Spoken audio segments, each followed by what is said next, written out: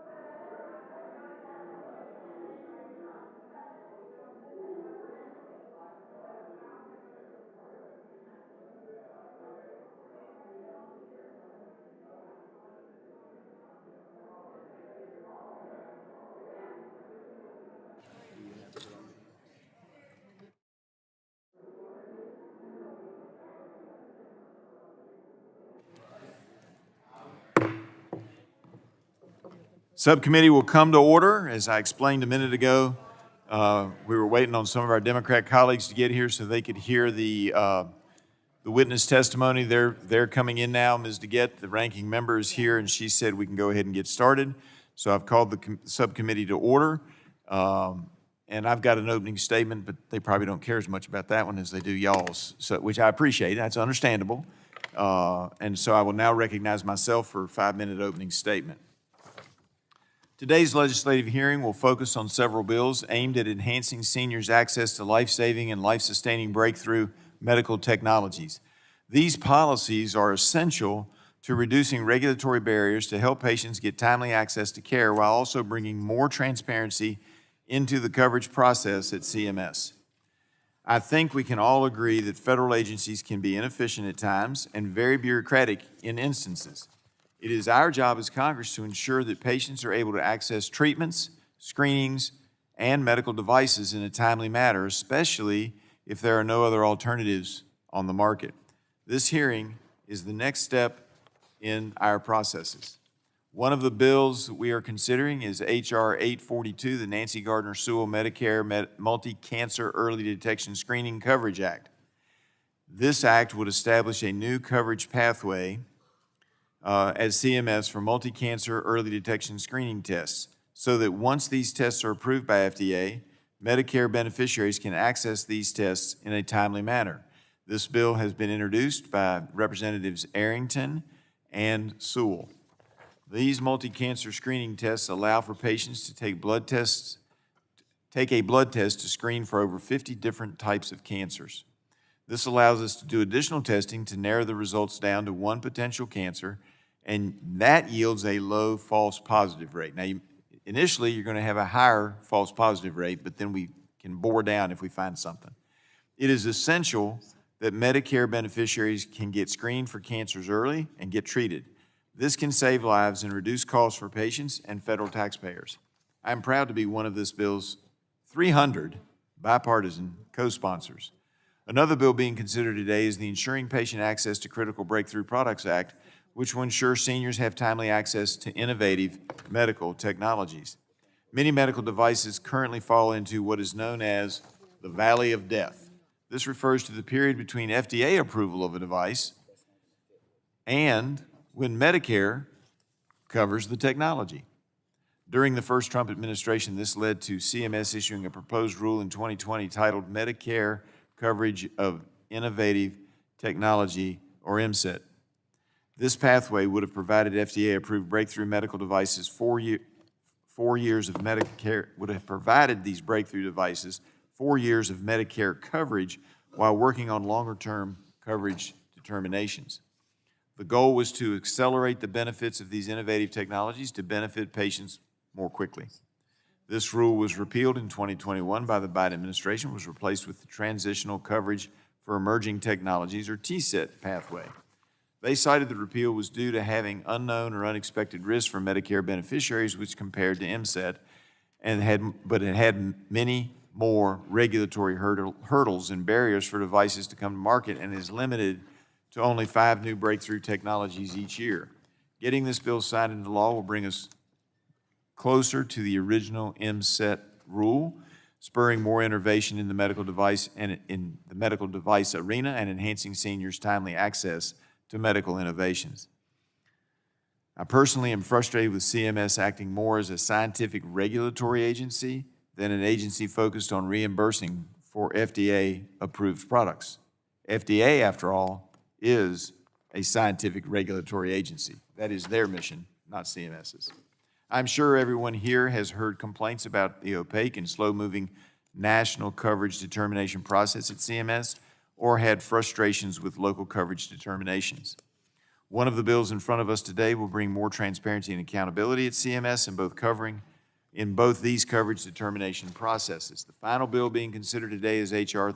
3826, the Expanding Access to Diabetes Self-Management Training Act by Representative Schreier and Bill Arrakis.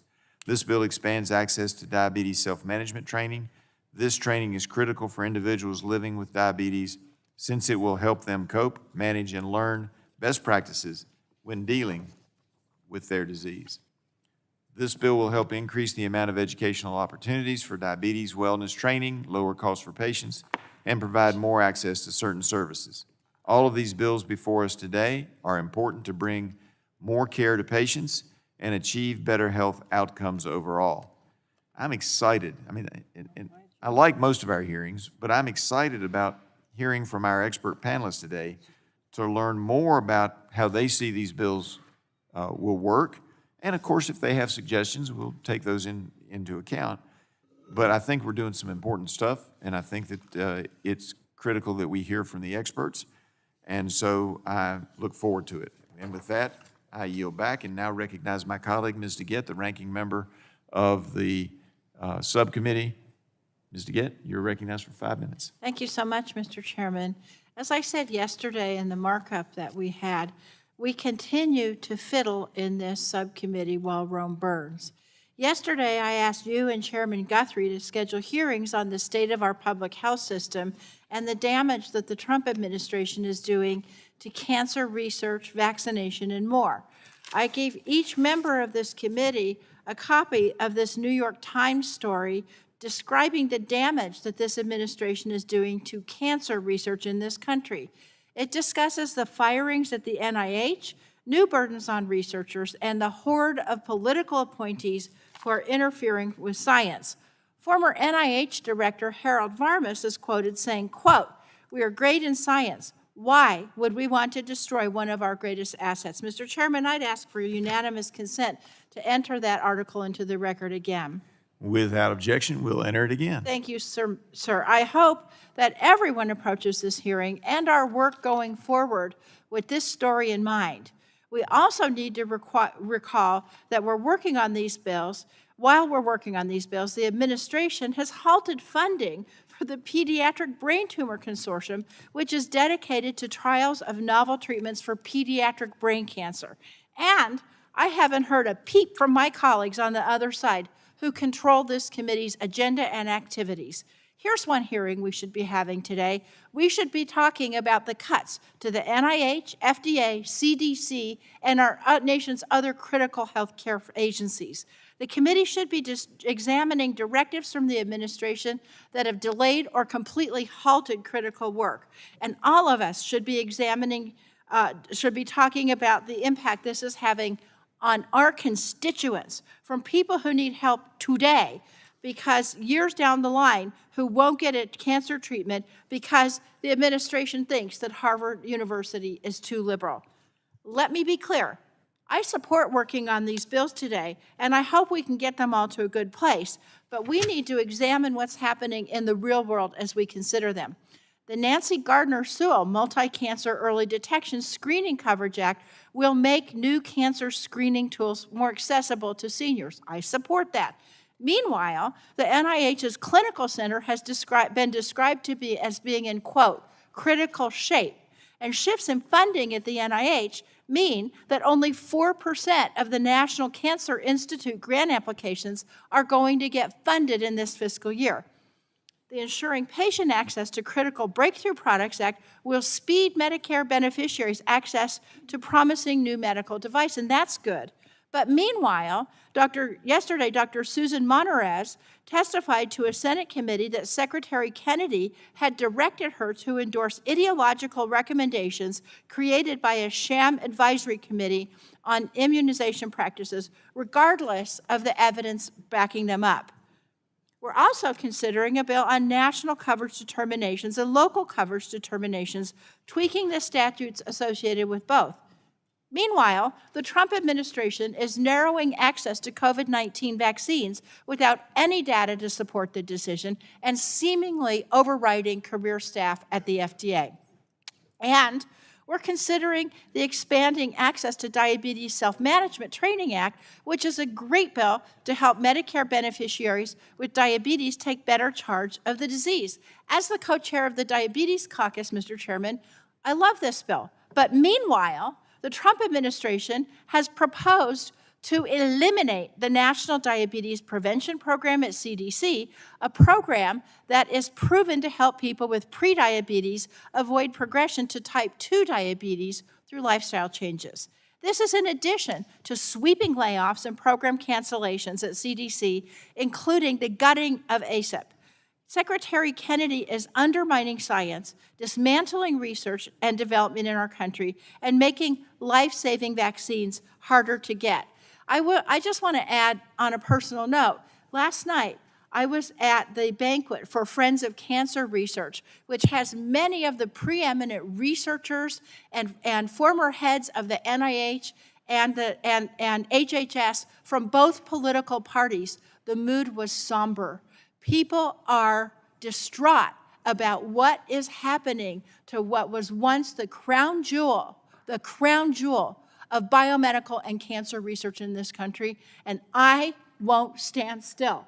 I keep doing this every hearing, and I'm not going to stop. So once again, Mr. Chairman, I want to ask you, will you hold a hearing on these cuts the week of October 6th?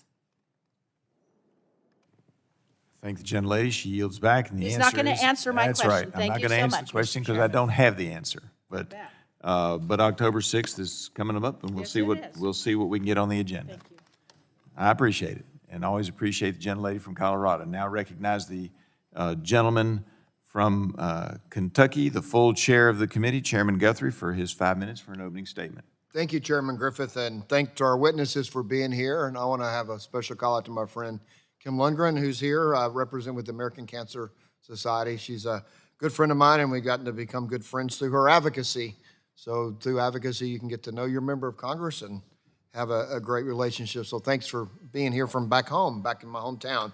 So I want to start today by, during the 118th Congress, this committee carried out critical work on policies to bolster seniors' access to the latest breakthrough medical technologies and to reform Medicare coverage pathways.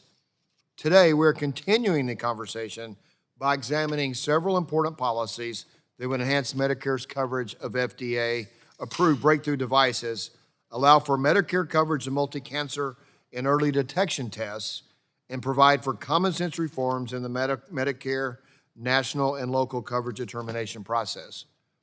In the last several years, we have seen tremendous advances in medical technologies that can change the trajectory of patients' outcomes for the better. With multi-cancer early detection tests, for example, we have an opportunity to identify early-stage cancers and begin treatment sooner, helping to improve cancer-related mortality rates and reduce the economic burden of later-stage cancer treatments. And I mentioned my friend Kim coming. This is one of the policies she always brings up when we come, and I'm proud to see today these are moving forward under the leadership of Chairman Griffith in this committee. One of the policies we also are considering is ensuring patients access to critical breakthrough products, and would help address this issue by providing 4 years of transitional Medicare coverage for breakthrough devices. Further, we will also discuss improvements to the Medicare national and local coverage determination process with the policies we are considering today, building on the committee's work from last Congress, providing greater accountability at CMS, and ultimately more confidence in this process for patients, providers, and innovators. I thank all the witnesses for being here. I thank for the advocates for being here today. It's very important, the work that you do and what you support, and it means a lot to have your presence today. I thank you, and I yield back. Gentleman yields back, and now recognize He's the vice-ranking member. the vice-ranking member, or whatever his title might be, Mr. Ruiz. Thank you. She said your first name earlier, and I think, wait a minute, I can't recognize his first name. So yes, but thank you, Doctor. Yeah, that's all right. Thank you, Mr. Chairman. I'm giving opening remarks on behalf of our ranking member, Frank Pallone. President Trump and congressional Republicans have created a healthcare crisis and waged a war on the American healthcare system. Since the beginning of the year, President Trump and congressional Republicans have launched attacks on Americans' healthcare, dismantled our public health, and ripped away coverage from millions of Americans. They are now continuing to put fuel on the fire and marching forward toward a government shutdown. And I call on my Republican colleagues to stop the chaos and instead work with us to lower healthcare costs for working people. President Trump and congressional Republicans' big ugly law cuts more than $1 trillion from our healthcare system and takes coverage away from 15 million people. Already, just 2 months after enactment, we are hearing from hospitals, clinics, and nursing homes across the country that have been forced to close their doors and cut services. In rural Livonia, Georgia, St. Mary's Sacred Heart Hospital just announced that it will shut down its maternity unit next month, pointing to, quote, recent congressional cuts to Medicaid. That's a fact. It's happening. It's not hyperbole. We're not making it up. It's not fake news. They're cutting their maternity ward next month due to recent congressional cuts to Medicaid. That means expectant mothers who qualify for Medicaid or who have private health insurance are now traveling further because Republicans claimed that Medicaid payments for birthing babies is, quote, waste, fraud, and abuse, unquote. Another example in rural Virginia, Augusta Medical Group is closing an urgent care and 2 primary care clinics, again citing their, quote, ongoing response, unquote, to Republicans' big, ugly law. You know, this is only the beginning. It's only going to get worse unless we reverse these devastating cuts. Congressional Republicans are also taking away tax credits that help pay for millions of Americans' health care bills. Thanks to the enhanced tax credits included in the Inflation Reduction Act, a record-breaking total of 24.3 million Americans have coverage through the ACA marketplaces. Millions of families have been able to afford health care and have seen the cost of their monthly insurance premiums go down. Well, adding 24.3 million Americans' health coverage through the ACA marketplace really pissed them off, because Republicans are now actively taking away these tax credits, and health insurance premiums are about to skyrocket for millions of working families. So I must also comment on this committee's lapse in oversight on the devastating actions by Secretary Kennedy as he remakes the Department of Health and Human Services into his personal anti-science and anti-public health soapbox and manufactures a national vaccine crisis. As I am speaking, the Advisory Committee on Immunization Practices is meeting to vote, despite years of scientific evidence and against the clinical guidance of major provider associations and outside experts, to restrict or alter life-saving vaccines for children and adults. See, these decisions, as the former CDC Director Monares testified yesterday, will cause the resurgence of preventable disease, as we have seen with measles, and will undoubtedly, quote, have children harmed by things that we know they do not need to be harmed by, unquote. So every district represented on this committee will be affected by the shameful, politically driven, predetermined actions by RFK's handpicked Advisory Committee on Immunization Practices members. This is not a drill. This is real. This is happening in our nation. With that, I yield back. Gentleman yields back. That now concludes our members' opening statements. The chair would like to remind members that pursuant to committee rules, all members' opening statements will be made a part of the record. We want to thank our witnesses for taking time to testify before the subcommittee today. Although it is not the practice of this subcommittee to swear in witnesses, I would remind our witnesses that knowing and willingly making materially false statements to the legislative branch is against the law under Title 18, Section 1001 of the United States Code. You will have the opportunity to give an opening statement followed by questions from the members. And those opening statements are 5 minutes, and there are lights down there that will give you the warning signal and then when time is up. Our witnesses for today are Dr. Todd Brinton, MD, Corporate Vice President of Advanced Technology and Chief Scientific Officer, Edwards Life Sciences; Stephen Ezell, Vice President of Global Innovation Policy and Director of Center for Life Sciences Innovation, Information Technology and Innovation Foundation; Roger Royse, Patient Advocate and Partner at Haynes & Boone, LLP; Dr. Diana Zuckerman, PhD, President, National Center for Health Research; and David Lipshutz, JD, Co-Director of Law and Policy, Center for Medicare Advocacy. Per committee custom, each witness will have the opportunity for a 5-minute opening statement, followed by a round of questions from members. The light on the timer in front of you will turn from green to yellow when you have 1 minute left, and then from yellow to red when your time is out. I now recognize Dr. Todd Brinton for his 5-minute opening statement.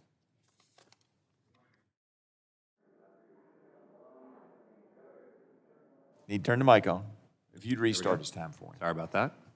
So good morning, Chairman Guthrie, Ranking Member Pallone, Subcommittee Chair Griffith, and Subcommittee Ranking Member DeGette, and distinguished members of this committee. I'm Todd Brinton, the Chief Scientific Officer, Corporate Vice President of Advanced Technologies for Edwards Life Sciences, the leading global structural heart innovation company driven by passion to improve patients' lives.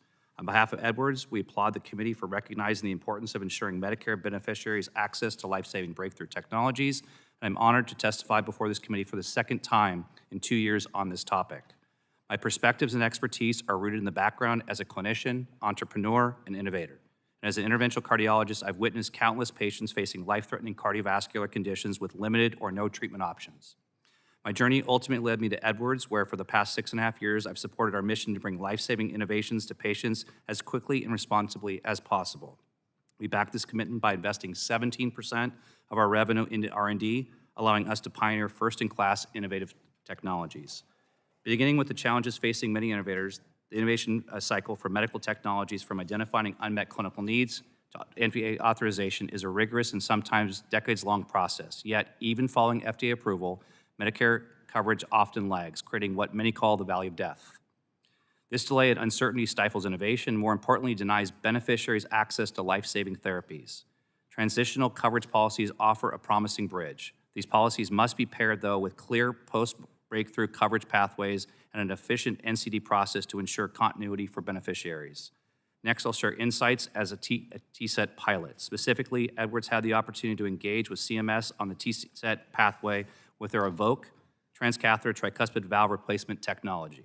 EVOQUE is an example of a truly innovative and life-changing therapy for patients with no treatment options. Patients with tricuspid regurgitation, or TR, frequently suffer terrible quality of life, and Mary, a Medicare patient with TR from Bellingham, Washington, described her quality of life as being, quote, merely a fixture in her house, and was unable to participate in even the most basic daily activities.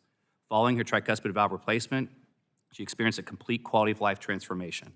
Mary's story highlights how timely access to breakthrough technologies radically transforms patients' lives. Edwards began our coverage journey to ensure access to Evoke to patients like Mary under parallel review in 2020.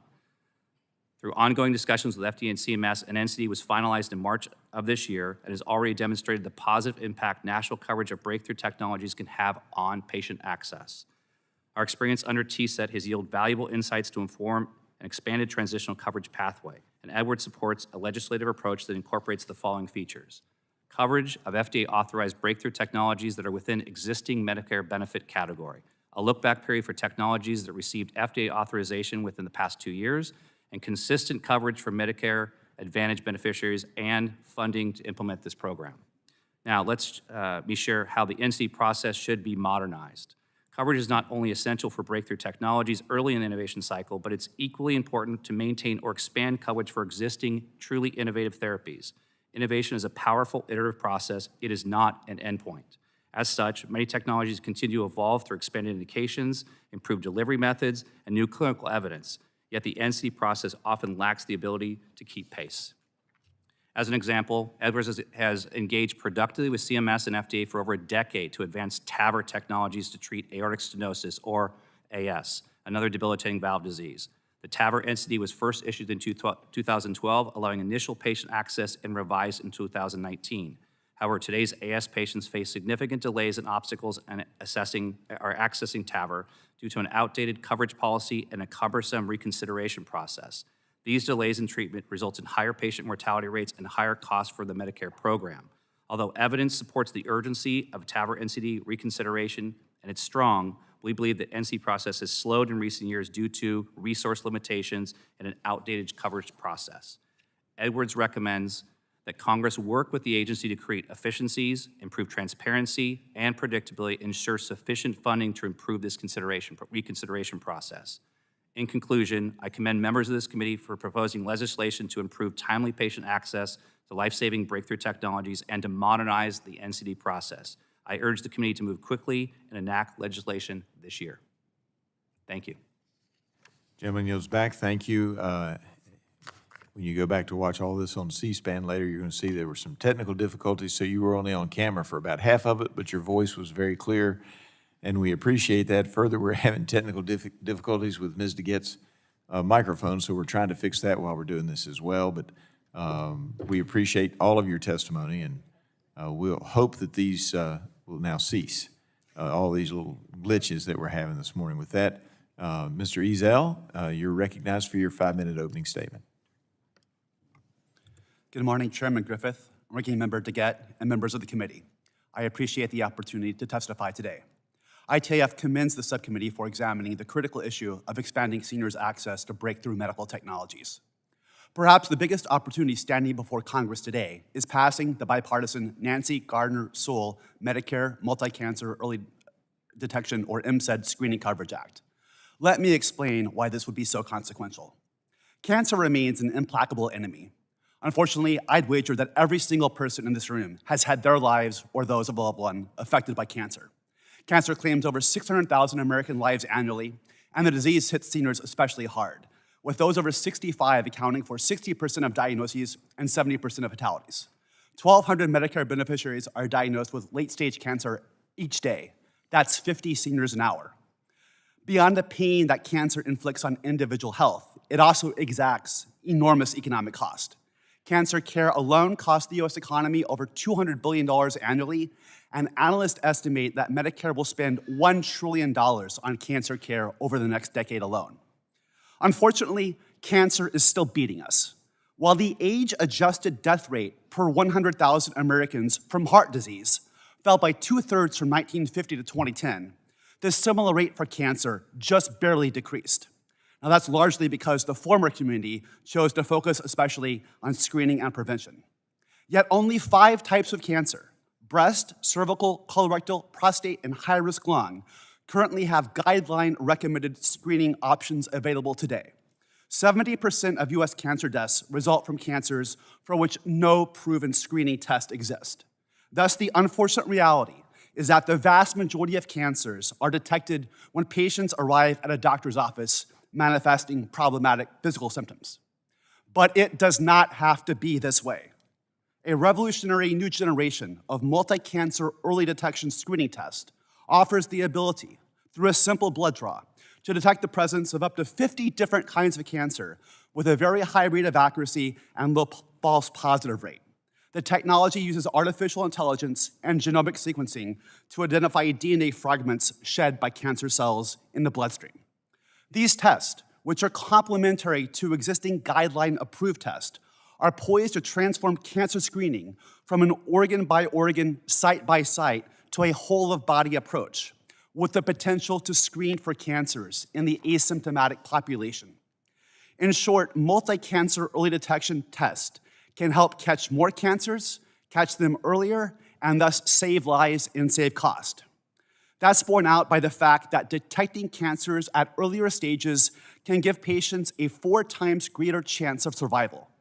And in the Medicare population, cancer costs are up to 7 times higher for patients diagnosed at later as opposed to earlier stages.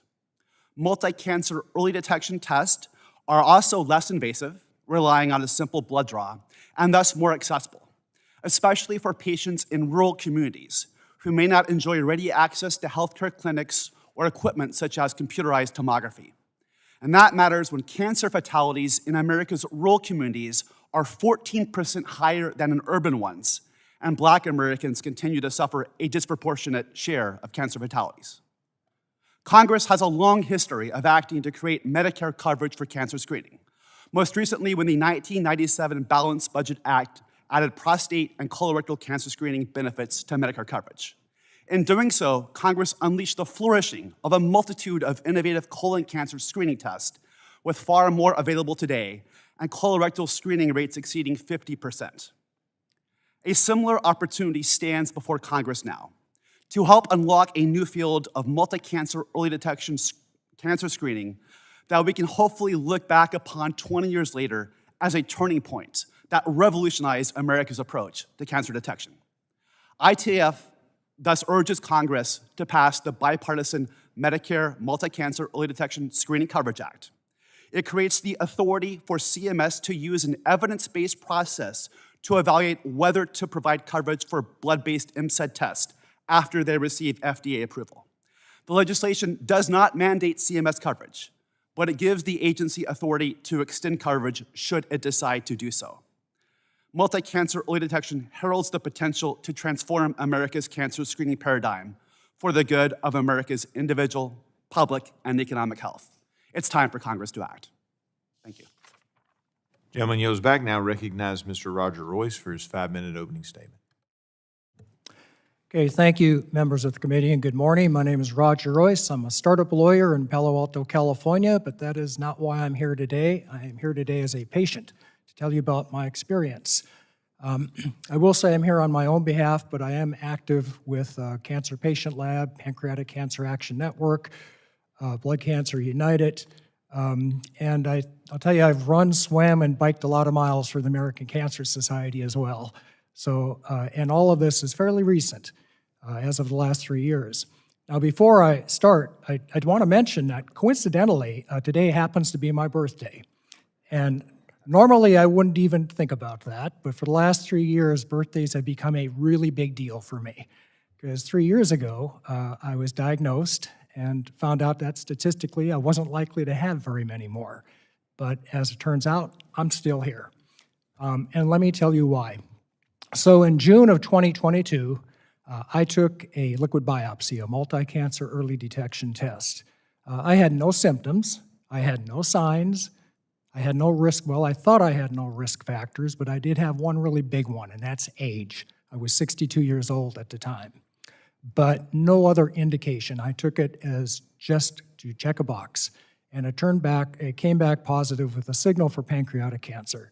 And within a couple weeks, I was diagnosed stage 2B pancreatic cancer. At that time, the 5-year survival rate for pancreatic cancer was 12%. It's currently 13%. We've gone from 7% to 13% in the last 10 years, so we've made some progress. But that's not a very good survival rate. As it turns out, I was caught at an early stage. It was localized, meaning that my survival rate, instead of 13%, was 44%. And I went through treatment. I went through chemotherapy and surgery, and I did a novel neoantigen peptide vaccine through an FDA expanded use or compassionate use expanded access program, and I finished that up last June. And as of June of 2025, my doctor now tells me that I am likely cured of pancreatic cancer.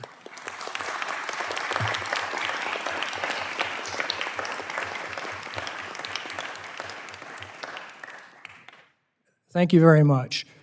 Now, my radiologist tells me that because of where my tumor was and how it was growing, I never would have known until the last months or weeks of my life. I never would have had any symptoms. I only caught this through multi-cancer early detection. This is something that saves lives. And not to make too fine a point on this, but I do want to mention another story that goes hand in hand with this. I was diagnosed in June 2022. I did what every cancer patient does when they get a liquid biopsy and something like this happens. I called everyone I knew and I said, look, you need to do this too. And I told my family. And a lot of people did. Some people got resistance from their medical professionals. My older brother in Spokane, Washington, he did not. Maybe it's because he saw what I went through with chemotherapy. Maybe it was because of the cost. It's a $1,000 cost for these tests. Maybe it's because he didn't get around to it. But in February, as I was finishing up my chemotherapy, he was wheeled into the emergency room with a stage 4 lymphoma.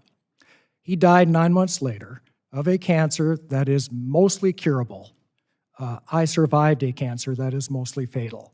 And the one big difference is I caught mine at an early stage. He caught his at a late stage. So I think that early detection has saved my life, and I think my brother would still be here today as well if he would have had access to this or would have gotten this test. Now, I want to tell you that the two big factors in this, like I say, the big risk factor is age. The average age of a cancer patient in this country, of which 40% of us are going to be someday, by the way, average age is 67. It's a huge risk factor. And for people at that age, sometimes this cost is a factor. And that's why I really support this multi-cancer early detection legislation. I have an extraordinary result, and I want to make the result that I had an ordinary result. So I urge you to pass this bill. Thank you very much. Wow. Gentleman yields back. Dr. Zuckerman, your 5 minutes. You're now recognized for your 5-minute opening statement. Thank you, Chairman Griffith, Ranking Member DeGette, and members of the committee for inviting me today. I'm Dr. Diana Zuckerman, president of the National Center for Health Research, a nonprofit think tank that uses research to improve the quality of medical care in the United States. I was previously a faculty member and researcher at Vassar, Yale, and Harvard, and most important, a committee staffer in the House and Senate. Both the Breakthrough Devices Act and the Nancy Gardner-Sewell Act require Medicare coverage for specific medical devices. Keep in mind that the standard for Medicare coverage is reasonable and necessary for Medicare patients, but FDA safety and effectiveness standards are not specific to Medicare age patients. FDA requires prescription drugs to be proven safe and effective, almost always based in a clinical trial of patients, but in contrast, the FDA requires less than 5% of medical devices to be tested in clinical trials, while more than 95% go through a less stringent review called the 510(k) pathway. These devices are cleared for market if the device is substantially equivalent to a device that's already on the market, even though that other device was also not proven safe or effective in clinical trials. Medicare almost always pays for prescription drugs approved by the FDA, but it does not pay for all medical devices, especially if there are no clinical trials and if there is no evidence that they're safe or effective for Medicare patients. When I served on CMS's advisory committee that recommends whether products should be covered by Medicare, I saw many devices that were not covered because they had never been studied on Medicare age patients. Age is important for implants and many other devices because the older we are, the more likely we are to have chronic health conditions that make surgery, anesthesia, and other treatments much riskier. So the risks then outweigh the benefits. Devices are designated as breakthrough before scientific evidence is available, and it's based on FDA's belief that the device will be more effective than other available devices. But if the completed studies show that the device is not more effective than other devices, or even if it's less effective, it will still be sold as a breakthrough device. Most of the 160 breakthrough devices available in the United States are therapeutic devices to treat a disease or condition. And almost half of these treatment devices are cleared through that 510K review as substantially equivalent to devices already on the market. Of these 49 devices currently called breakthrough, only 16%, were studied in clinical trials that were listed in clinicaltrials.gov as required by law. One of those 8 devices excluded patients over 63 years of age from its clinical trial, and most of those studies do not make the age of their study participants publicly available. But 2 devices were studied on patients who averaged 37 years of age, so they were unlikely to include many Medicare patients.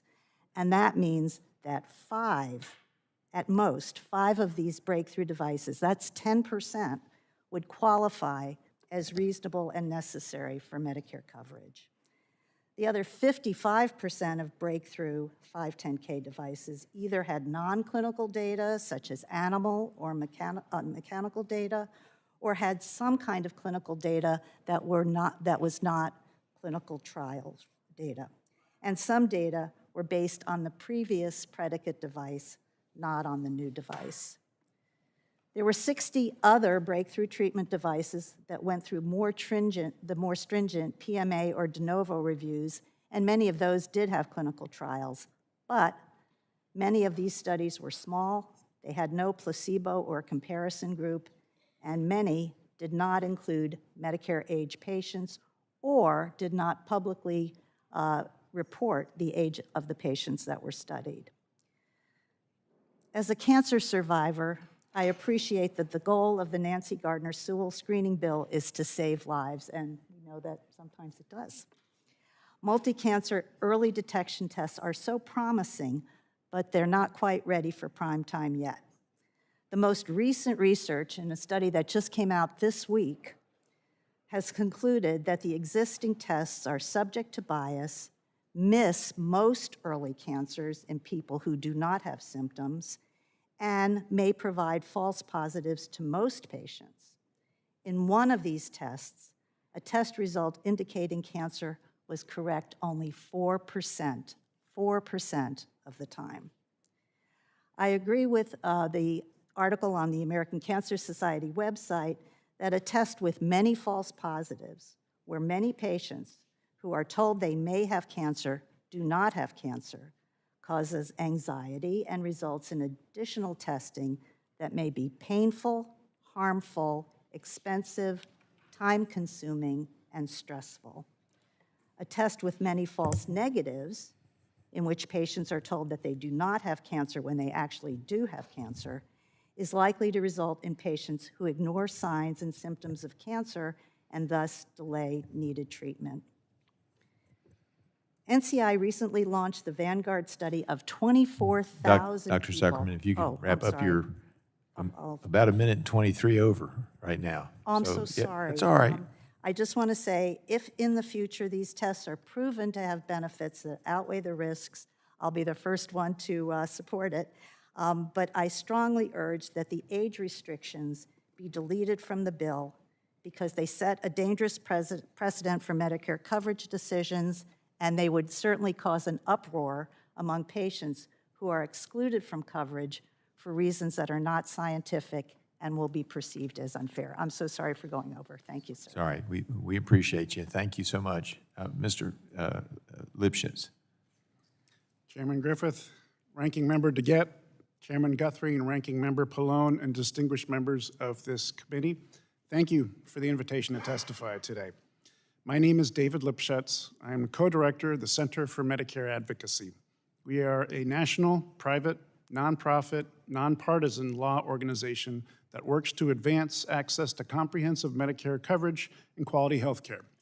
Our policy work is based on the real-life experiences of beneficiaries and families we hear from every day. Our healthcare system is in dire need of reform, including Medicare. We have many ideas about how to do so, some of which I'd like to touch on, but first I'd like to address the bills at issue in this hearing today. We have no concerns about either the proposed bill regarding the national coverage determination process or the bill expanding access to diabetes self-management training. We do, however, have some concerns about the other two bills and would like to provide the following feedback. The Nancy Gardner Sewell Multi-Cancer Early Detection Screening Coverage Act would allow Medicare to cover emerging blood-based cancer screenings that are FDA approved and determined to be reasonable and necessary by the Medicare program. Aside from the question whether or not such tests currently meet clinical standards, we are significantly concerned about the built-in limitations to accessing care and the precedent such limitations would set for purposes of expanding Medicare coverage or expanding coverage in the Medicare program. The legislation limits coverage to Medicare beneficiaries who attain a certain age by January 1 of a given year.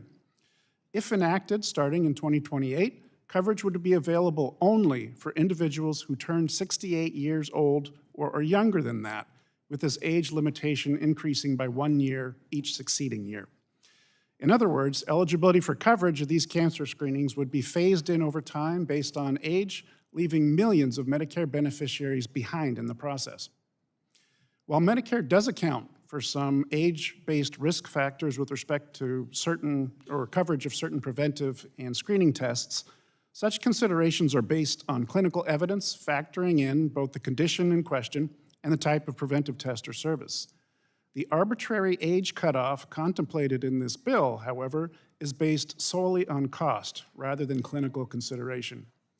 All beneficiaries should have equitable access to Medicare services that are appropriate for them based on their medical needs, not based on the year of their birth. The Ensuring Patient Access to Critical Breakthrough Products Act would allow FDA-designated medical breakthrough devices to be covered under Medicare during a 4-year transitional period from the date of FDA clearance. During that period, these devices would be deemed to be reasonable and necessary despite not going through Medicare's usual process of determining if complete evidence of efficacy, safety, or clinical benefit for use among Medicare beneficiaries has been met. This standard is a critical consumer protection tool that protects beneficiaries' health and well-being. A pathway introduced by CMS last year allows for more streamlined access to new technology while retaining the ability of the agency to protect beneficiary safety and protect the program from fraud. In an effort to balance between getting innovative, potentially helpful products to people who might need them and ensuring that such products are safe, effective, and medically reasonable and necessary, we have concerns that this bill does not strike an appropriate one. We appreciate the committee's focus on access to care for Medicare beneficiaries, and in addition to the above feedback on the bills addressed at this hearing, we would like to offer some suggestions for improving access to care for Medicare beneficiaries and safeguarding the Medicare program, further discussed in our written testimony. In short, Congress should increase oversight of Medicare Advantage plans. We regularly assist Medicare Advantage enrollees who have had medically necessary care denied, delayed, or prematurely terminated. Areas ripe for redress include abusive prior authorization practices, limited provider networks, and marketing misconduct. At the same time, MA plans are significantly overpaid to the tune of at least $84 billion a year, according to MedPAC, due to rampant upcoding and flawed quality bonus program. Congress can recoup and redirect this money towards strengthening traditional Medicare, including adding an out-of-pocket cap and adding dental, hearing, and vision services, among other improvements. In addition, in order to foster public health and access to care for Medicare and Medicaid beneficiaries and the broader population, Congress must reverse the harmful cuts to health care from the recently enacted H.R. 1 reconciliation bill. There are direct negative impacts on Medicare beneficiaries because of this bill, further outlined in my written testimony. Thank you again for the opportunity to testify. I look forward to your questions. Thank you very much, and we now turn to the questioning section. I'll ask members not to begin, just caution yourselves not to begin a new question to our witnesses as your time is expiring, because then the witness doesn't have time to answer without bleeding into somebody else's time. So we would encourage members to watch the clock and not ask questions right at the end of their 5 minutes. Members may submit, as you all know, written questions for the record, and you can do that if you have more questions, which oftentimes we do. I now recognize myself for 5 minutes. I appreciate the witness testimony. You know, this is why we have hearings. I'm a big fan of the cancer screening, but, you know, I am concerned, and we're going to have some discussions about the age limitation being 67. That concerns me, because by the time this actually gets to be law, I might not qualify. But nonetheless, this is why you have hearings, so you can hear the good and the things that might need to be improved in the bills that are before us. I am a big fan, Mr. Royse, for the reasons you stated. There are a number of cancers out there that you don't find until the last minute, and unfortunately, I'm told that pancreatic is one of the big ones. Ovarian is another, as I'm told, and you can't find them to the last minute. So I'm okay with false positives as long as people understand there are a lot of false positives. I think we can deal with that. People need to understand when they're doing these tests that there are more false, and I know Mr. Ezell is going to tell us they're not that high on the false positives, but I'm okay with false positives as long as people know, get the additional testing, and that you may find out that you don't have that cancer. Because if you don't have the cancer, you don't need to get the treatment. But Mr. Ezell, I'm going to ask you about the false negatives that we've heard about, because false negatives concern me, because there are too many people that will get a false negative and think they don't need to pay attention then to whatever other symptom they might be having. So if you will explain to us about the false negatives and how you can safeguard against a potential false negative.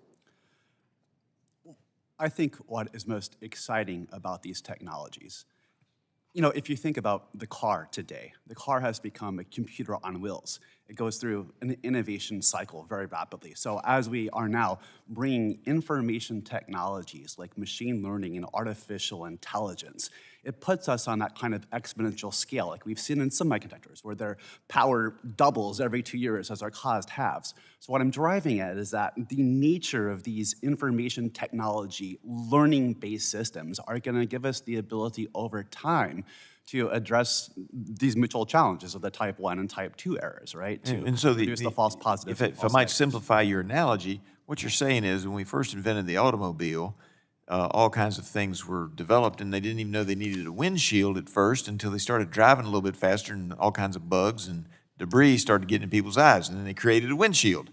But the early cars didn't have it, and until we get the devices on the market, we can't figure out how we can make them better because we don't know what all the difficulties might be, but at least we're getting something on the market. And correct me if I'm wrong, because there isn't anything out there now to test for most of these cancers, you're just flying blind, and at least you have, whether it be a false positive or a false negative, but I'm more concerned about the false negatives and giving people assurances, then you got to get them out there. We can get them better as we move along. I agree with that, but we probably need to have some very significant discussions about how we warn people about both false positives and false negatives. False positives, you get more tests. False negatives doesn't mean you don't get more tests if you're showing symptoms of something. Is that correct? Yes. I'd also add maybe 2 more points to that. You know, first, right now, the way we do cancer detection in the United States or cancer screening is like we have 5 fishing rods that we cast out for prostate, colorectal, cervical, high-risk lung. So we're just using 5 fishing poles to try to catch cancer. What these multi-cancer early detection tests give us the ability to do is to cast a broader net that will hopefully enable us to capture many more different types of cancer. So it's getting close to the end of my time. I will ask this. It's a whole lot cheaper to do the tests and catch the cancer early than it is to catch the cancer late, isn't it? Right. In the Medicare population, it's 7 times cheaper treatment at the earlier stages than when cancer is caught at the later stages. Also, maybe just one more key point about these tests is that they're specifically designed to try to to identify the circulating tumor DNA that floats in the body. They're looking for the most aggressive cancers that are shedding the most ctDNA. If you look at pancreatic cancer, it can progress through disease states as quickly as 1 stage per year. And these aggressive cancers shed many cells into the body that should help us to be more specific in what we're looking for in these tests and to decrease those false negative rates you're addressing. All right. Well, we've got to get these bills into the right order. I appreciate all of your testimony in helping us do that. And with that, I yield back and now recognize Ms. DeGette, the ranking member, for her 5 minutes of questions. Thank you so much, Mr. Chairman. And I think we can all stipulate that America leads the world in biomedical research, and that's thanks to the incredible scientists at the NIH, in industry, and in universities around the country, including in my backyard at the University of Colorado Anschutz Medical Center. And this is all because of a longstanding bipartisan, bicameral commitment from Congress to fund and foster science and research that leads to incredible breakthroughs. And when, like Mr. Royse, when I hear your testimony, it just makes me so proud to have been a part of this Congress for so long and funding these research innovations that lead us to being able to treat and even cure cancer. So, Mr. Ezell, I listened to your testimony with great interest, and I share your excitement about all of the achievements we've seen. Since the 1990s, cancer death rates in the United States have fallen by 27%. Is that correct? Yeah, yes, ma'am. And what that means is that's 2.9 million lives saved. Is that correct? Yes, ma'am. And new treatments and medicines and detection services are responsible for most all of that decline. Isn't that correct? Well, certainly a combination across Yeah. our society of decreases in smoking, of earlier detection, And also innovative public health. drugs That's like right. Keytruda have all That's right. contributed to those. And I think we can all agree that that's great, it's not enough. We need to keep working on it, right? We need to try to reduce cancer deaths even more, right, Mr. Ezell? When we have 600,000 American fatalities from cancer each year, yes. Yeah. And when 40% of us are going to experience this in our lifetimes. Would anybody on this panel disagree with that? We need to act with urgency to decrease cancer deaths even more. Everybody's nodding their head. Now, I want to focus on one of the therapies that you mentioned, Keytruda, in your written testimony, which is an immunotherapy that treats several different kinds of cancer. Mr. Ezell, do you know about how much NIH funding contributed to the development of Keytruda? I'll tell you. According to an analysis by a Bentley University professor, the NIH spent over $2.8 billion on the basic research underlying Keytruda. And what's more, NIH research underpinned 354 out of 356 of the drugs approved by the FDA between 2010 and 2019, because what happens is that the NIH does the basic research, and then private industry, the pharmaceutical companies and so on, they're able to develop it, give it to patients, and monetize it. So my opinion is, and I think actually this opinion is probably shared by everybody on both sides of this dais, this is not a research system that's failing. It's a research system that needs our support. But yet, Secretary Kennedy and the Trump administration are gutting research. One example, as described in that famous article I keep talking about in the New York Times from Sunday, is Rachel Sirianni. She's a pediatric brain cancer researcher and she's doing innovative research on pediatric brain cancer. She had to shrink her lab and suspend one of her most promising trials due to this administration's assault on research. And I am spending every day and every night, and my colleagues will agree that they know I'm doing it because I'm bugging them. I don't know why they're doing it. I don't know what that ideology is. Now, to enforce the new orthodoxy, there are now over 20 political appointees at the NIH. So I want to ask you, Mr. Ezell, without political comment or thing, do you support full funding of the National Cancer Institute, yes or no? Absolutely. And Dr. Zuckerman, do you support full funding of the National Cancer Institute? Yes, I do. Does anybody here oppose funding the National Cancer Institute? No, everybody here supports it. Dr. Zuckerman, what do you think that young scientists considering going into government or federally funded academia are thinking right now? Well, I know from experience, because we hire people with doctorates, that in recent months, positions that would normally get about 20 applicants were getting more than 100 in a couple of days. And many of these were people leaving the federal government, or people who would have applied for jobs in the federal government who don't want that insecurity and are concerned about knowing how things are understaffed and hearing about things being politicized. Thank you. Thank you. I yield back. Ranking Member yields back, and I now recognize the Chairman of the full committee, Representative Guthrie, for his 5 minutes of questions. Thanks, and thanks again for y'all being here. So Dr. Brinton, in August of 2024, CMS finalized the Transitional Coverage for Emerging Technologies, or TCET, the pathway, which would provide up to 5 FDA breakthrough devices. Can you speak to Edward Life Sciences' experience with TCET pathway? Yeah, thank you for the question. We were in the pilot program for TCET for our Evoke tricuspid replacement therapy. This was a working relationship between CMS and Edwards Life Sciences. As I mentioned previously, we started in parallel review for this product in 2020, but at the time we were approaching FDA authorization, the process for TCET was coming about. And so we entered what would be described as a pilot program. In that, the dialogue between CMS was very active. It was a collaborative process to establish any gaps of information, any gaps in data that may need to be filled, basically, to ultimately meet the CED requirement, of which TCET is a CED requirement leading to an NCD.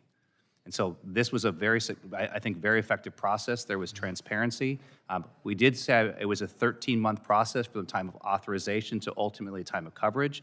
But overall, a very productive process. I think it is a very good start to answering fundamentally what we need for coverage. That was kind of a follow-up. Do you think that the pathway alone is sufficient, or do you think there's other things Congress or the administration should do? I think we would support very much a broader approach, that there are things that are appropriate. We primarily— For example, a couple of things. What's that?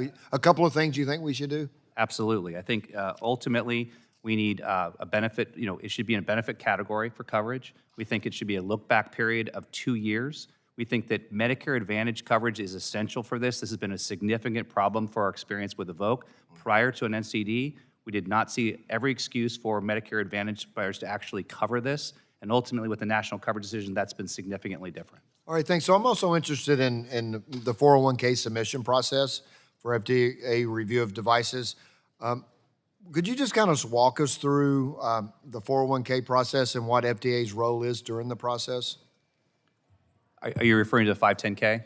510K. I said 501K, didn't I? No Yeah, problem. 510K. Sure. Yeah. Yeah, so, I'm dyslexic, so I'm sorry. So the 510K process is a rigorous process. It's a risk-based approach. And yes, it is based on a predicate. And that predicate, though, means it's been established for a long period of time.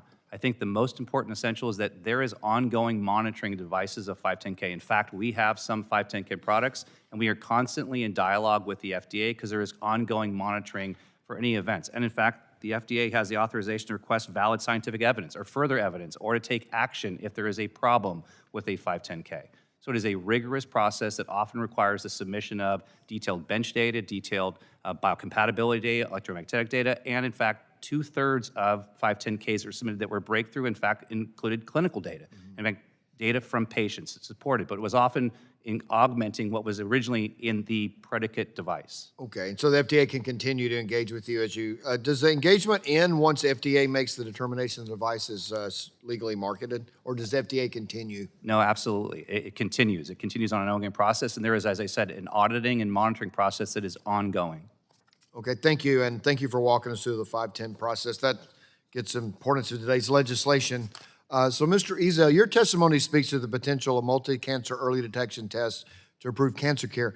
Do you believe legislation for Medicare coverage of these screenings will help encourage more research in the space? I hope there'll be more use of it, but also more research in it as well. I certainly do, and I do so because that's been borne out by past experience, both when Congress elected to provide breast and colon Medicare coverage pathways. That led to an explosion of innovation in both of those fields, especially for colon cancer testing. So this creates a pathway that provides a signal to the industry, and that, I believe, will unlock more innovation in this field. Okay, thanks. And there's always another lady who's typically in a blue shirt here. I think she's still fine, but she's not here at this time with Kim. But she it was pancreatic cancer, and I said, wow, how do you tend to, I guess I've been here a little while. I said, how do you keep coming back and forth? And she said, she had another problem, and they accidentally discovered, or providentially discovered, the pancreatic cancer treating something else before it had metastasized and moved out of her pancreas, so they're able to treat it, which most people don't have the opportunity to do so. And Mr. Royse, congratulations. I guess I don't know if congratulations is in order, but so happy that it worked for you. And I know also this is your birthday, so you're getting to celebrate twice here today. But it is important, and that's why this early detection, and so, well, I guess I'm out of time now. It was so important, and that's why we're pushing it today, and the advocates have been pushing it, because if we catch everything early, the outcomes are so much better. So thanks for being here and testifying. Gentleman yields back. I now recognize the Vice Chairman of the Subcommittee, Ms. Harshbarger of Tennessee, for her 5 minutes of questioning. Thank you, Mr. Chairman, and I want to shout out to Nathan Farner from my district in Irwin, Tennessee. He is a volunteer advocate for the American Cancer Society Action Network. So thanks for being here, Nathan. Wave at us, yeah. Okay, thanks, pal. Dr. Brinton, a recent report from GAO highlighted inefficiencies in CMS and the NCD process that led to delays in issuing final coverage determinations. And the GAO recommends the administrator take action to avoid delays in coverage analysis. Does Edwards have any recommendations on how the agency can improve the NCD process, enabling timely access to these technologies? Yeah, thank you very much for the question. Absolutely. I think that what we want in an NCD process is predictability, consistency, not necessarily knowing the outcome, predictability of the process.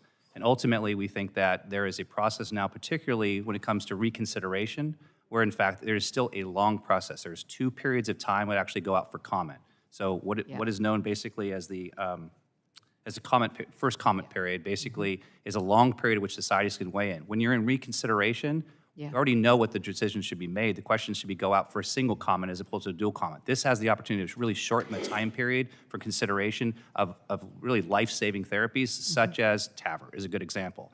And in fact, TAVR is one of those therapies, basically provides very cost-effective benefit. And in fact, currently right now, there is a number of patients who do not have access to TAVR because of the antiquated requirements that are based on volume. We now have quality standards, and in fact, there is an opportunity to basically modify this. In fact, there's even a bigger reason to modify that, and that is there's new recent data that suggests in the New England Journal that asymptomatic patients actually benefit from early treatment, meaning that the current national coverage decision actually only covers symptomatic patients. It turns out that treating asymptomatic patients early has a benefit for those patients. Those patients actually do better. There's not a consequent. In fact, their rate of stroke is lower when they're treated early, and it's more cost-effective. Yet, the current national coverage decision does not cover asymptomatic. So we now have a reason to address possibly this national coverage consideration, and this should be an opportunity for us to actually evaluate these other antiquated kind of possibilities based on volume and requirements. What What's the comment period? What's the time frame? How many days? So it's initially the comment period's 30 days, but it's 6 months to then respond, then it's additional Yeah. 3 months ultimately. So we're talking about a very, very long period of time. We can short that because ultimately in reconsideration, we're already familiar with the technology. Yeah. We're already familiar with the benefit to patients, and we already have the outcome. I'm familiar with the open comment period when they're looking at drug therapies and things and device. It's a long process, and we need to shorten that. And we met with the FDA commissioner this morning in our doctor's caucus, so there's happy things coming our way with coverage determinations. You highlighted that nearly half of Medicare beneficiaries suffer from at least one cardiovascular condition, and I guess my question is, how should Medicare prioritize coverage pathways for therapies that address these high-burden diseases? As I said, this is obviously a huge number of Medicare beneficiaries suffer from cardiovascular disorders. Yeah. Ultimately, as we mentioned before, transitional coverage, TSET as we exist today, provides an opportunity, but it's limited basically to five technologies. And so this is a pace that requires CED to get to a national coverage decision, but there's an opportunity for a lot more than that, to broaden the capability. There are technologies that we need to have available to seniors. And so the opportunity to do that basically provides accelerating this process. Yeah. Enforcement mechanisms you mentioned to ensure that these MA plans provide consistent coverage. Can you elaborate on the gaps you've seen in these MA plans on breakthrough technologies? Yes, so under a national coverage decision, prior to a national coverage decision, MA plans do not typically cover some of these therapies, breakthrough therapies that are available to seniors. And so a national coverage decision creates the opportunity basically to provide these therapies ultimately to all patients. We found our own experience when we launched Evoke that MA plans made every excuse they could to delay coverage or put coverage off. And ultimately we see a significant difference with a national coverage decision that it provides the therapy that those who need it directly. Okay, all right. Well, I don't have enough time for another question, but I've got lots of questions for you all, so I'll put them in writing, and I'll yield back, Mr. Chairman. Gentlelady yields back. Now recognize the gentleman from California, Dr. Ruiz. Thank you, Mr. Chairman. You know, we know that catching cancer at an early stage leads to better patient outcomes. We know that. It's been studied, and it's a common knowledge in clinical practice because timing is of the essence. And we heard Mr. Royce's story. We heard, and I can tell you numerous stories of patients that I've taken care of in the emergency department, of individuals coming in and you see something a little awkward. We do a test, we refer them, we catch it early, we remove the tumor, the cancer, we start treatment, et cetera. They live longer, and we save their lives, okay? We know that. And as a physician, I've witnessed firsthand the positive impact that early detection of disease has on patient outcomes and the fatal consequences that can arise when a diagnosis comes too late. Like the farm worker from Mecca in my district who hadn't seen a doctor in 4 years but complained of hematuria, blood in the urine, and lower back pain. Couldn't afford it, couldn't see a doctor, waited 4 years with an elderly man, and guess what? The concern was a tumor, renal cancer, metastasized to the lumbar spine. Okay, imagine if the very first signs of blood in urine, we could have detected this. Or imagine if he had routine care at his local clinic and he had a blood test that could detect that cancer and act quickly. Okay? And there have been promising technological advances in early detection, but more work needs to be done so patients can access these tests. And that is why I'm an original co-sponsor of H.R. 842, the Nancy Gardner Sewell Medicare Multi-Cancer Early Detection Screening Coverage Act, which would give Medicare the authority to cover blood-based multi-cancer early detection tests, including future test methods once they are approved by the FDA. And this bipartisan bill would improve access to multi-cancer early detection tests for our nation's seniors. So Dr. Brinton, can you talk briefly about why access to early detection and innovative treatment could help to reduce the burden of cancer for some of our most vulnerable individuals, our seniors? So Edwards Life Sciences is a structural heart disease company. I'm an interventional cardiologist. That's my area of expertise. In general, obviously, anything that directs early identification as a physician for a disease to get early is obviously a benefit to that patient. So we fully support that. Would investing in innovative technologies, the life sciences help develop new technologies like this?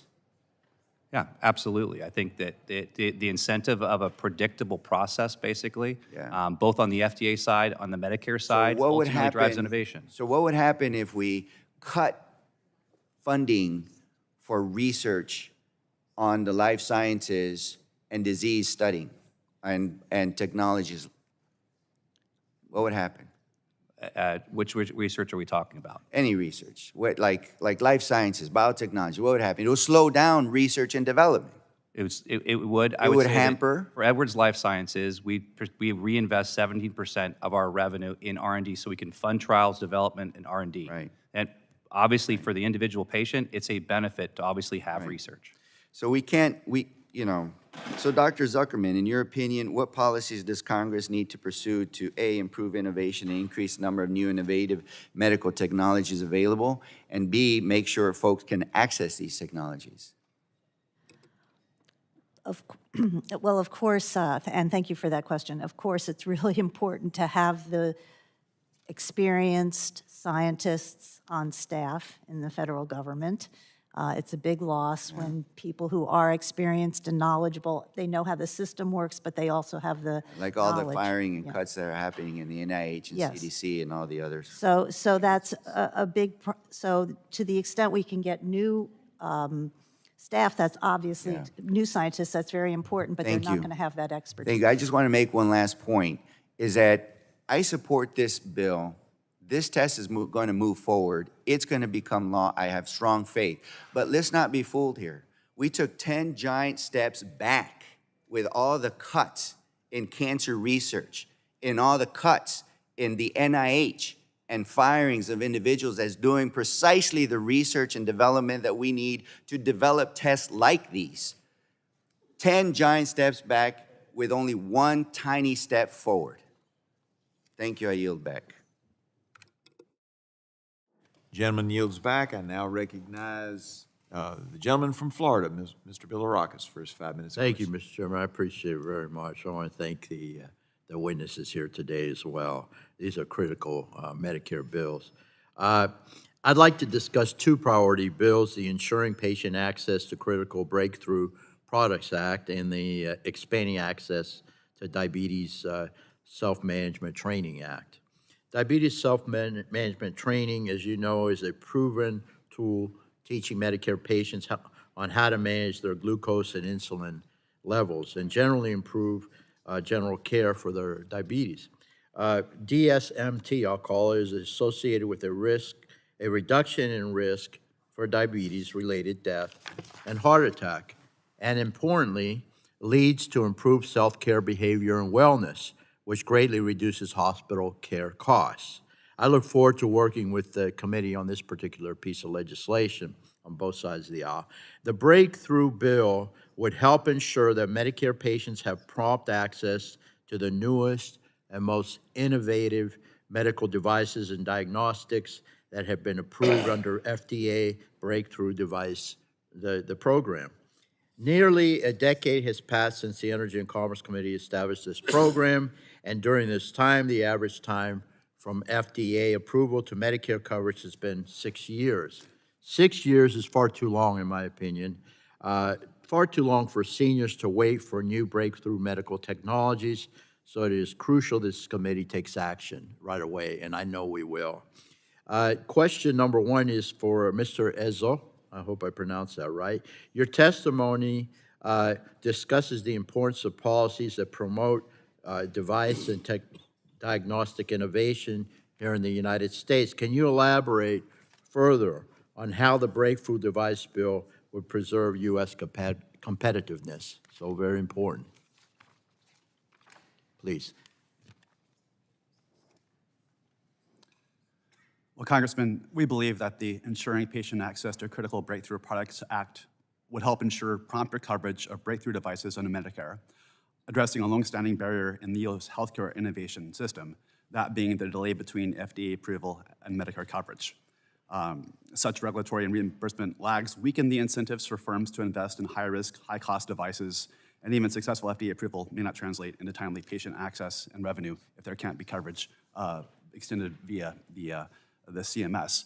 I think it's also important to put this in a global context. Medical devices were an industry that the United States long led in. Unfortunately, the medical device industry, kind of like the pharmaceutical industry, is sometimes viewed as like the giving tree in Shel Silverstein terms. When we had the ACA, we imposed a 2.3% medical device tax on the industry. When we look at subject matter eligibility in that field, we find that European and Chinese patent offices extend far more patents to medical devices and diagnostics. And now we have this valley of death between FDA approval and the CMS coverage. We've seen global market share of this industry fall for the United States. We've even seen the U.S. trade balance globally in medical devices turn negative. So I think what this legislation contemplates is supports the competitiveness of this industry and its ability to bring more products forward for American citizens and seniors. Well, thank you very much. The next question is for Dr. Brinton. We spent a lot of time discussing what products should be eligible for this transitional pathway and what that means for patients. Can you also help us understand the types of ongoing evidence development or real-world analysis manufacturers already do on products once on the market? Yeah, thank you for the question. This is from our own experience with the TSET pilot. We went through a CED process leading to an NCD. It was a collaborative process with CMS. We actually identified some gaps in information that needed to be answered. This period of time, this funding period of time, basically provides the opportunity to get the data, basically to reach the reasonable and necessary standard in the Medicare population, and then provides access to those Medicare beneficiaries so they can have access to the technology. So as far as improvements to the system, we think what's happened with TSET has been a very successful first step, but there's an opportunity to do more. TSET currently only limits to 5 technologies, and we see more technologies coming to market that are would be beneficial to seniors. So the opportunity to expand this program and actually provide more programs that would actually accelerate coverage in the same way and not limit the necessary to 5 technologies per year, because innovation comes and goes, and so you may say at a point in time there's a number of technologies that come along at the same time, and the fact that we have an arbitrary number of 5 doesn't serve the benefit of seniors. Very good. Thank you. I appreciate it. Now yield back, Mr. Chairman. Gentleman yields back now. Recognize the ranking member of the full committee, Mr. Pallone, for his 5 minutes of questions. Thank you. I have some questions about 2 of the bills that are under discussion today. First, I have a question about the Ensuring Patient Access to Critical Breakthrough Products Act. I'm concerned that the bill we're discussing today would undermine Medicare standards for determining coverage of medical devices and will hamper CMS's ability to prioritize the health and safety of Medicare beneficiaries. So let me ask Mr. Lipshutz, can you briefly discuss the importance, and briefly because I got a bunch of questions, the importance of breakthrough devices being subject to CMS's coverage process and why it's necessary for CMS to be able to make a reasonable and necessary determination? Thank you, Mr. Chairman. Ranking Member Pallone. As Dr. Zuckerman testified, the FDA evidentiary standards for devices is generally less than that for prescription drugs. And when it comes to breakthrough devices, lesser still. Recent research, including from JAMA Internal Medicine, has raised questions about some of the shortcomings in the evidence supported for the breakthrough devices, and some that have even come to market without clinical testing. Through the medically reasonable and necessary analysis that CMS performs, there is a more deliberative process that looks at the actual Medicare population, people 65 and over, including under 65 with disabilities. And stepping back, medical reasonableness and necessity is really the guide stone for Medicare coverage, and it serves as both a beneficiary protection and a protection for the program itself. All right, well, thank you. I'm obviously concerned that the bill ties the hands of CMS from being able to protect the health and safety of Medicare beneficiaries. and undermines the agency's authority to maintain appropriate safeguards. And the Office of Inspector General has also expressed concerns that the legislation poses risks of fraud and abuse, and without medical devices being subject to this reasonable and necessary standard, it will be more difficult for the OIG to investigate and enforce against fraud. But let me turn to H.R. 842. We all support better screening and detection of cancer, and I hope these tests under development will provide reliable options for clinicians and patients. However, there are currently no MCED tests approved by the FDA, and clinical trial data are very limited. And due to the novelty of this detection system, many questions are yet to be answered, including whether these tests can accurately detect cancers early, which is why the clinical trials are so critical. I want to make sure these tests are accurately detecting cancer, as both false positives and false negatives can have consequences for cancer patients. So let me ask Dr. Zuckerman, as a cancer survivor yourself, can you describe with this committee why false positives and false negatives are so detrimental to patients' health, and why it's so important for us to get coverage of this new technology right, if you will? Thank you so much for that question. I can just tell my own story as a cancer survivor, but over a period of 10 years before I was diagnosed, I had a series of abnormal mammograms. Many women have had that experience, and these are all false positives. That's part of the deal. We know that about mammograms. But after having some surgical procedures because of those false positives, and then finding out I didn't have cancer, over a period of 10 years, I got, let's say, sloppy about having mammograms as regularly, because what was the point of always having abnormal results that didn't mean anything? And as a result, I was diagnosed a little bit later than I would have been had I not had all those years of false positives. With false negatives, it's a different situation, and the problem is that when people are told, you're fine, you don't have cancer, then even when they start having symptoms or signs that would normally worry them, it doesn't worry them because they have already been told that they tested negative on a test. So that's why it's so important, not just from my experience, but many other people have had similar experiences. All right, let me just go back to Mr. Lipshutz really briefly. Can you discuss the importance of applying Medicare benefits equally across the entire Medicare population in 20 seconds or less? Sure. So the cancer detection screening bill would limit coverage starting 3 years from now to people 68 and over. Another way of looking at that is that no one today who is over 65 will ever be eligible for coverage under this bill. Medicare is a promise to people 65 and over, not a promise to people who happen to turn 65 at a certain point in time. Thank you. Thank you, Mr. Chairman. Gentleman yields back. Now recognize the gentleman from Georgia, Mr. Carter. Thank you, Mr. Chairman, and thank all of you for being here. This is extremely important, and we appreciate your expertise in this and your experiences as well, so thank you. Ladies and gentlemen, as both a pharmacist and a member of Congress, I know firsthand how timely access to healthcare treatment is critical, and prevention is the key. I often say that regardless of what party you belong to, we all want the same thing. We want accessible, affordable, quality healthcare, and I think that's true, we do. But the difference between an early and a late stage cancer detection often means the difference between life and death. We all recognize that. That's why we go and we have these tests, and that's why we encourage these tests. The Medicare Multi-Cancer Early Detection Screening Coverage Act gives us the opportunity to prevent late-stage diagnoses and rewrite the cancer narrative by allowing for multi-cancer early detection tests to be covered in Medicare in a timely manner, and I think that's extremely important for us. Late-stage cancer is not only the deadliest, but it's also physically and emotionally devastating for patients and for caregivers. Let's don't forget about that as well. Thankfully, we have the technology to detect cancer earlier, but we must ensure seniors can access it. So that's why the Medicare Multi-Cancer Early Detection Screening Coverage Act is a win. It's a win for patients, it's a win for families, it's a win for sound medical practice.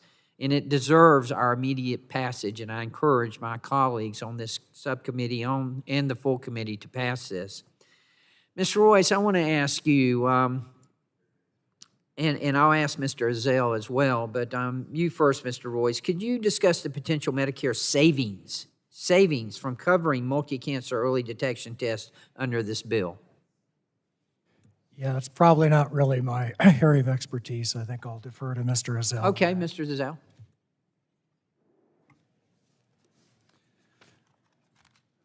Well, Congressmember, as I noted in my testimony, it's estimated that at current rates, Medicare will spend $1 trillion on cancer care over the next decade.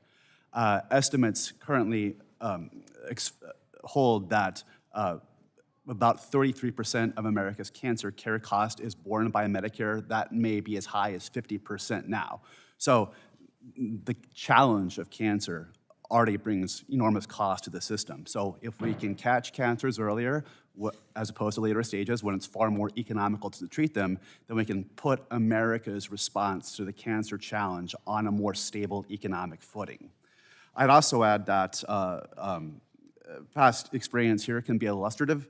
As I understand, when Congress passed laws in 1990 and 1997 that scored $5 billion to enable coverage for mammograms and prostate and colorectal screenings. But according to a study from the University of Michigan, Americans have gained at least 12 million more years of life and at least 6.5 trillion additional dollars of economic impact because of preventive screenings over the past 25 years. And those are really this is things you economical can't for put us. a price on. I mean, let's face it, that's invaluable. I mean, well, thank you for that.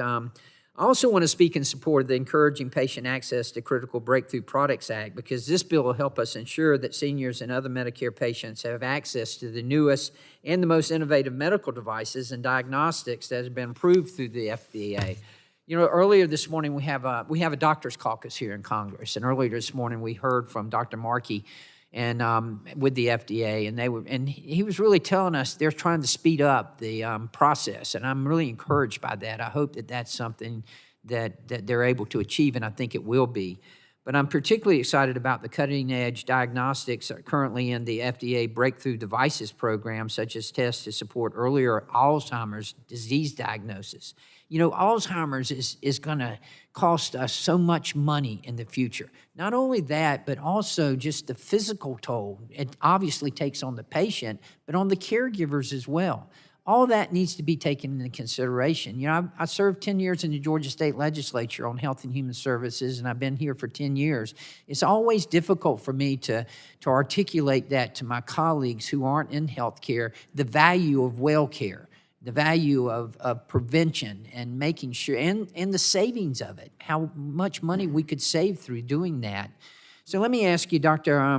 Brinton, would you agree that there needs to be accelerated Medicare coverage pathways to ensure that our seniors have timely access to diagnostic and medical device innovations? I think currently, as the bill put down, this is for breakthrough technologies, and breakthrough technologies determined by the FDA. I think reminding everybody that these are technologies that actually have been authorized. So of the large number, 1,176 devices that are breakthrough, only 160 have ultimately become authorized. So we're talking about those, which includes diagnostics. And yes, I think access to these technologies that are appropriate gives time basically to gather more data to ultimately meet the standards basically of reasonable and necessary. Great. Well, this is his testimony, and I yield back. Gentleman yields back. Now recognize the gentlelady from Washington, Dr. Schreier. Thank you, Mr. Chairman. Thank you to our witnesses today. I'm going to talk about a few things. One is just that I'm very excited that my bill, the Expanding Access to Diabetes Self-Management, the bill I have with Mr. Bilirakis, is up for discussion today. I know how important it is. I'm a pediatrician. I also have type 1 diabetes. I remember all of my training. I want everybody with type 1, type 2, this is specifically type 2, to have this kind of training, to have their best possible outcomes. And anyway, I thank everybody for voting for it. Dr. Zuckerman, I am going to turn now to the multi-cancer early detection topic, and I'd like to dive in a little deeper. Of course, our goal is early detection, early treatment. That is our North Star. These tests, and at this point, have pretty low accuracy and can lead down a path. Mr. Griffith, Representative Griffith, Chairman Griffith, really focused in on false negatives and the risk there of false reassurance. I was going to dive in a little bit to false positives. I was taught in medical school, don't do a test if you don't have a plan for something to do with those results. It's a very smart thing to consider. So I was wondering if you could just touch briefly on, let's say you get a positive test. We know there's like a 17% sensitivity for early stage cancers. You don't know what part of the body this is from. So what do you do next? Well, thank you for that question. Obviously, there's a lot of differences of how people react to that. Some people might be told, oh, probably it's nothing, and they don't really want to know that it is something, so they won't do anything. But a lot of people will follow up, and that cascade of testing is something that I've experienced personally, and I wouldn't wish it on anybody when there's nothing really happening. Also, you can get a scan for one part of your body, and then they notice some little abnormality in a different part of your body. Then you have to have a biopsy or something else in that other part of your body. It ends up to be nothing. So That's right. the more often that happens, not only it costs a lot for the patient, but it's also so, you're relieved, but Sure. also So that's discouraged. sort of the point, is that it can take you down quite a tunnel. I mean, there was a time when people wanted to get full body CT scans just to check, and they found what we call incidentalomas, just all these little incidental, nothing findings, and then you go down those paths, and it ends up costing a lot of money, usually finds nothing.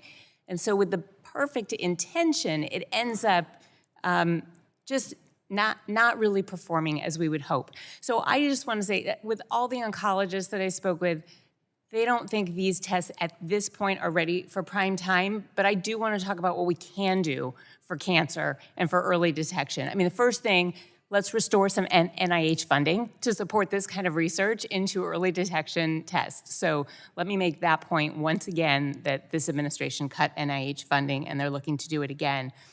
I also wanted to talk about the U.S. Preventative Services Task Force.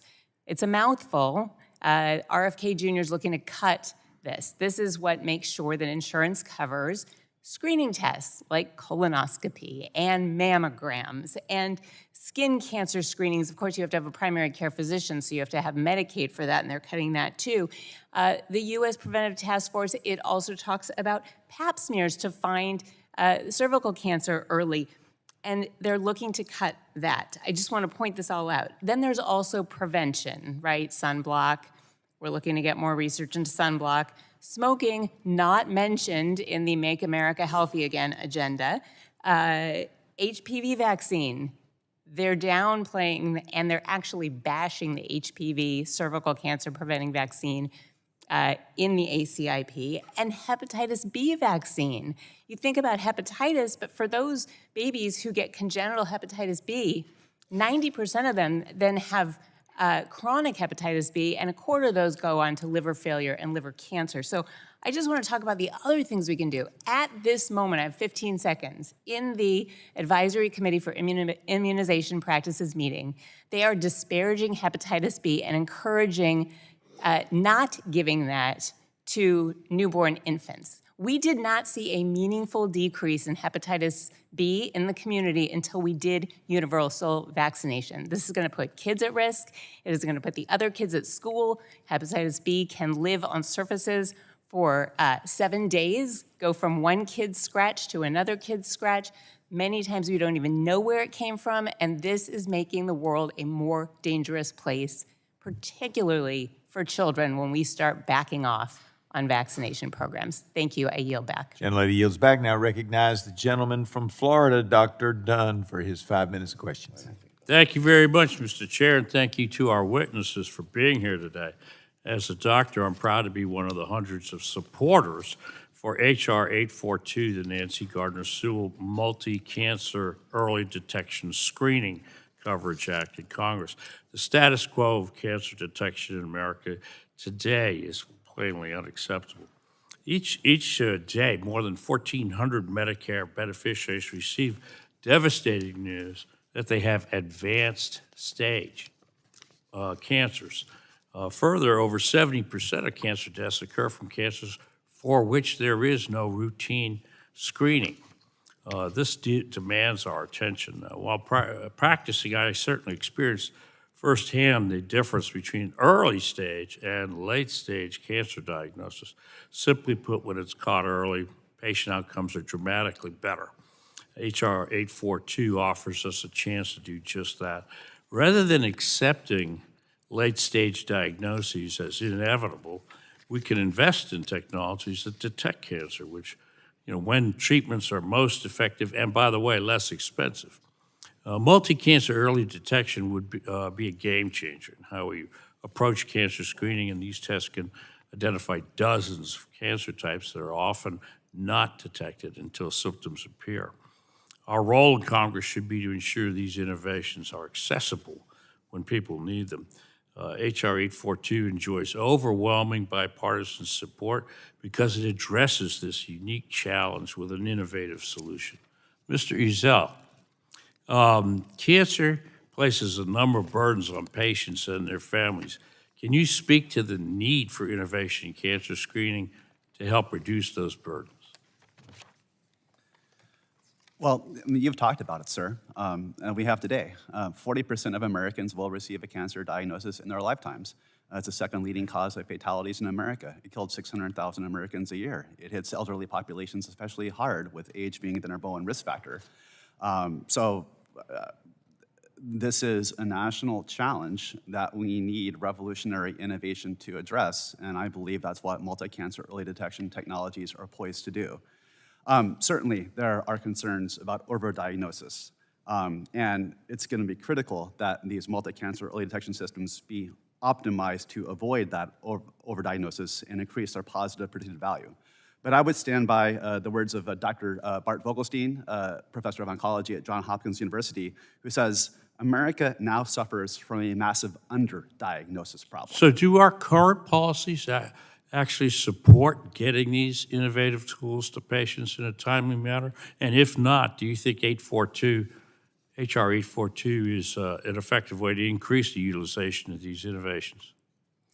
Well, I think the critical point about this legislation is that it simply states if companies bring these multi-cancer early detection screening tests before the FDA and the FDA approves them for their safety and efficacy, and then that the CMS thinks coverage is appropriate to greenlight after review, and doctors prescribe those tests for patients, then seniors can access them. There is nothing in this legislation we're looking at that puts either Congress, the FDA, or CMS ahead of the science or the evidence. So you're in favor, I think. I am. I'm pleased to see this committee taking steps to move 842 through our process. I look forward to continuing to support it. I'm also pleased we're considering legislation to ensure transparency in the national coverage determination and the local coverage determination process in CMS. I've done work on these issues in the past. Look forward to continuing to work with my colleagues on this as we go forward. It's vital these coverage decisions are made in a timely manner with appropriate stakeholder input. So once again, Mr. Chairman, I want to thank you for holding this important hearing, and I yield back. I appreciate the gentleman yielding back, and now recognize Mr. Vesey for his 5 minutes of questions. Thank you, Mr. Chairman. And I want to be clear, Republicans on this committee have completely walked away from their responsibility to provide oversight. They have let this Secretary of Health and Human Services run unchecked.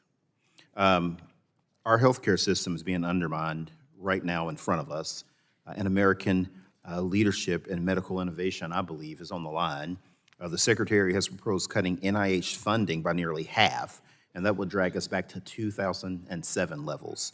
He's pulling the rug from under researchers who make cancer breakthroughs possible, who run clinical trials, who train the next generation of scientists, and those cuts are going to mean slower progress and higher costs and more Americans dying while waiting for cures that may never come. And these families that are dealing with a prognosis of cancer, they want to see action now. They want resources to be given now. And that's the real cost of this failed leadership. And So while I'm glad we're here today to talk about seniors' access to medical innovations, including cancer tested, I'm very disappointed that the Secretary is at the same time pulling us backwards on cancer research. Again, these families don't want to see us go backwards, and they don't want to see less funding for cancer research. We can't celebrate innovation with one hand while gutting the very foundation that makes the innovation possible with the other. That's why the bills we're discussing today matter so much. In the district that I represent in the Dallas-Fort Worth area, cancer carries a burden for way too many families. And many of us have had loved ones diagnosed with cancer. Many of us have lost loved ones that had cancer. And if you've lived through that, you know that you do anything to spare someone else that pain and suffering. And that's why I'm proudly co-sponsoring H.R. 842, the Nancy Gardner-Sewell Medicare Multi-Cancer Early Detection Act, and a bill that my dear friend Terry Sewell from Alabama has worked tirelessly to get passed in honor of her mother. And every year, cancer claims more than 600,000 American lives, including 44,000 in Texas. And far too often, that's because we find it too late. And multi-cancer early detection tests change that. They can screen for dozens of cancers that currently have no routine tests, often catching them earlier when they can still be treated. And we've seen the promise of this technology. Dallas Cowboy quarterback Dak Prescott funded screenings for the Cowboy staff, and one of those screenings caught communications executive Tad Carper's neck cancer early, cancer that otherwise would have gone undetected until it was too late. And that's the type of innovation that saves lives. And so passing H.R. 842 isn't just about policy, it's about doing right by patients, families, and communities. It's about making sure that life-saving innovation reaches people no matter their age, income, or insurance status. But here's the challenge with any new technology. We absolutely have to strike the right balance. We need to make sure products are safe, effective, and we also have to make sure that Americans don't have to wait years on end for access to the innovations that can save their lives. And so with that, Mr. Ezell, I have a question for you.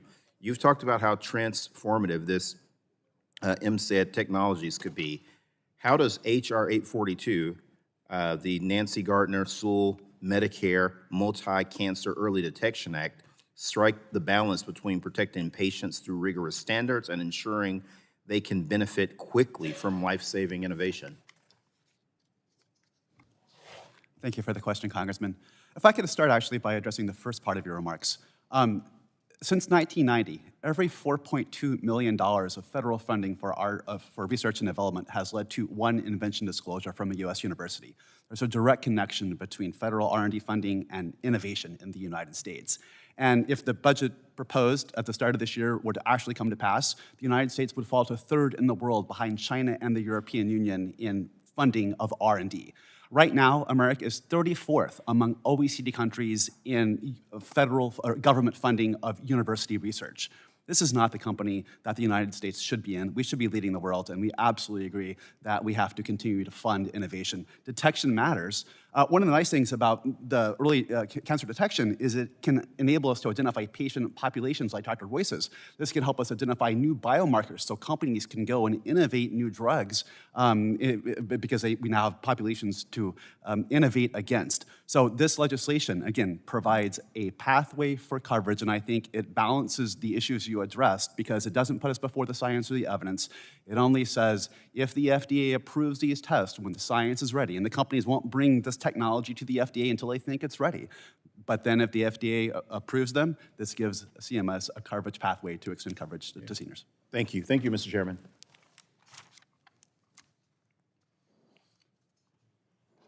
Gentleman yields back.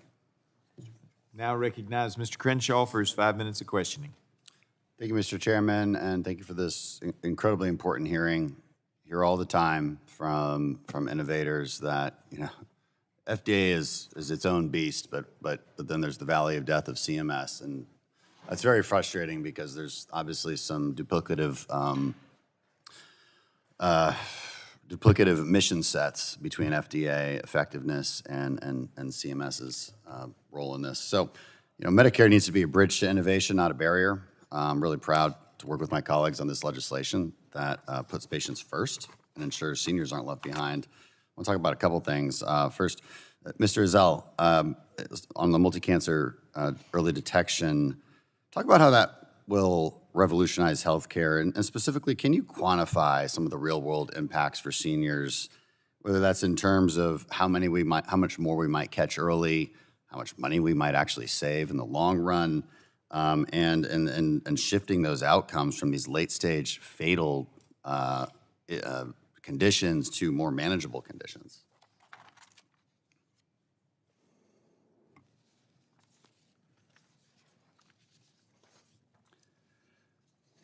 Clearly, you do have numbers because you're looking for them, so I'm excited to I hear always them. have numbers.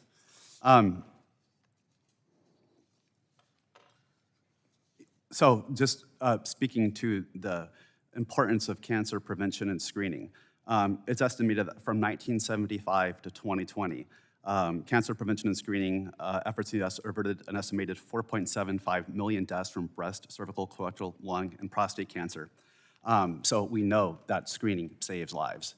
And we know now that the ability of this multi-cancer early detection technology to potentially detect a far larger range of cancers than the 5 we currently have screening tests for will enable us to catch more cancers and catch them earlier when the evidence shows clearly that survival rates on average across the whole population are 2 times higher for non-static versus metastatic cancer. Yeah. So I don't know the particular numbers for the Medicare age population, but I know that this technology is positioned to save lives. Yeah. And Mr. Royse, I know you lived this firsthand. I'm sure you'd agree with that and the impact on families. Yeah, absolutely. And for example, in my case, it's a difference between a 13% 5-year survival rate and a 44% 5-year survival rate, just going from stage 2 to stage 4, and much more than that. And if you don't mind, it's really odd for me to sit here and listen to people talk about me like I'm a statistic instead of a person when we talk about false positives and false negatives. I think it's worth the trouble if you get a false negative or a false positive to go through and get a separate MRI, because that's the next step. It's not that big a deal. And that that eliminates. And as far as the false negatives, we already have the ultimate false negative system here. We have doctors, like I did, year after year when I go in for a physical that say, nothing's wrong. Nothing's wrong with you. We didn't screen for cancer, but we don't see anything wrong with you.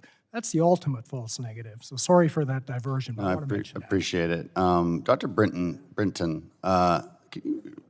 moving to the ensuring patient access for critical breakthrough products, what are the pros and cons of relying on that? What do you think about that bill versus what we're currently relying on with the TSET pathway? Yeah, I think that the TSET pathway is a nice start. It's moving in the right direction. It is a process, it is a coverage plan, basically, particularly is coverage with evidence to lead to a national coverage decision. And for companies like Edwards that do implantable, therapeutic technologies, we typically would fall into that category. It's very different. It's because it's only limited to 5 technologies. We obviously have a number of breakthrough technologies that we want to have access for seniors that are authorized. The number 5 seems rather arbitrary. It's very arbitrary. It depends on the flow of innovation. At times we'd have much more, sometimes we'll have less. What would you say to those who say that it's unsafe to allow seniors access to some of these critical products? And the reasoning being used is, well, the clinical trials done by FDA are generally done on a different kind of population, not seniors necessarily. So that's why we can't allow seniors access to these breakthroughs. What would you say to that? I would say that the FDA is the gold standard for safety globally. I think that for safe and effective.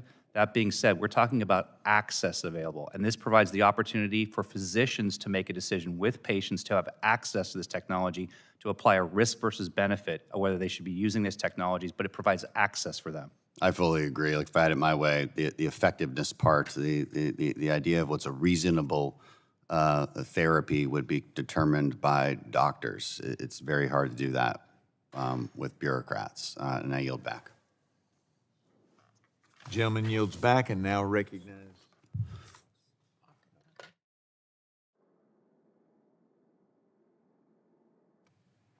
Now recognize Mr. Auchincloss of Massachusetts for his 5 minutes question. Thank you, Chair.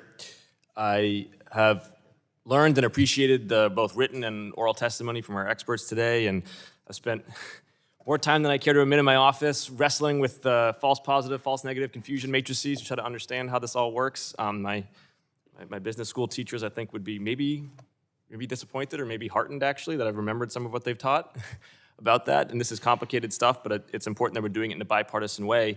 And yet the bipartisan conversation we're having is just overshadowed by the partisan assault on our healthcare system that is occurring right now. I mean, literally miles away, there is a conversation between people with control over the childhood vaccination schedule conducted by individuals who don't believe in the germ theory of disease. I mean, that's where we're at right now as a country. It is a unique assault on children's health and indeed on Americans' health, and yet the majority refuses to do any accountability or oversight of the secretary or of his cabinet. Luckily, we have some experts here today who can speak to it.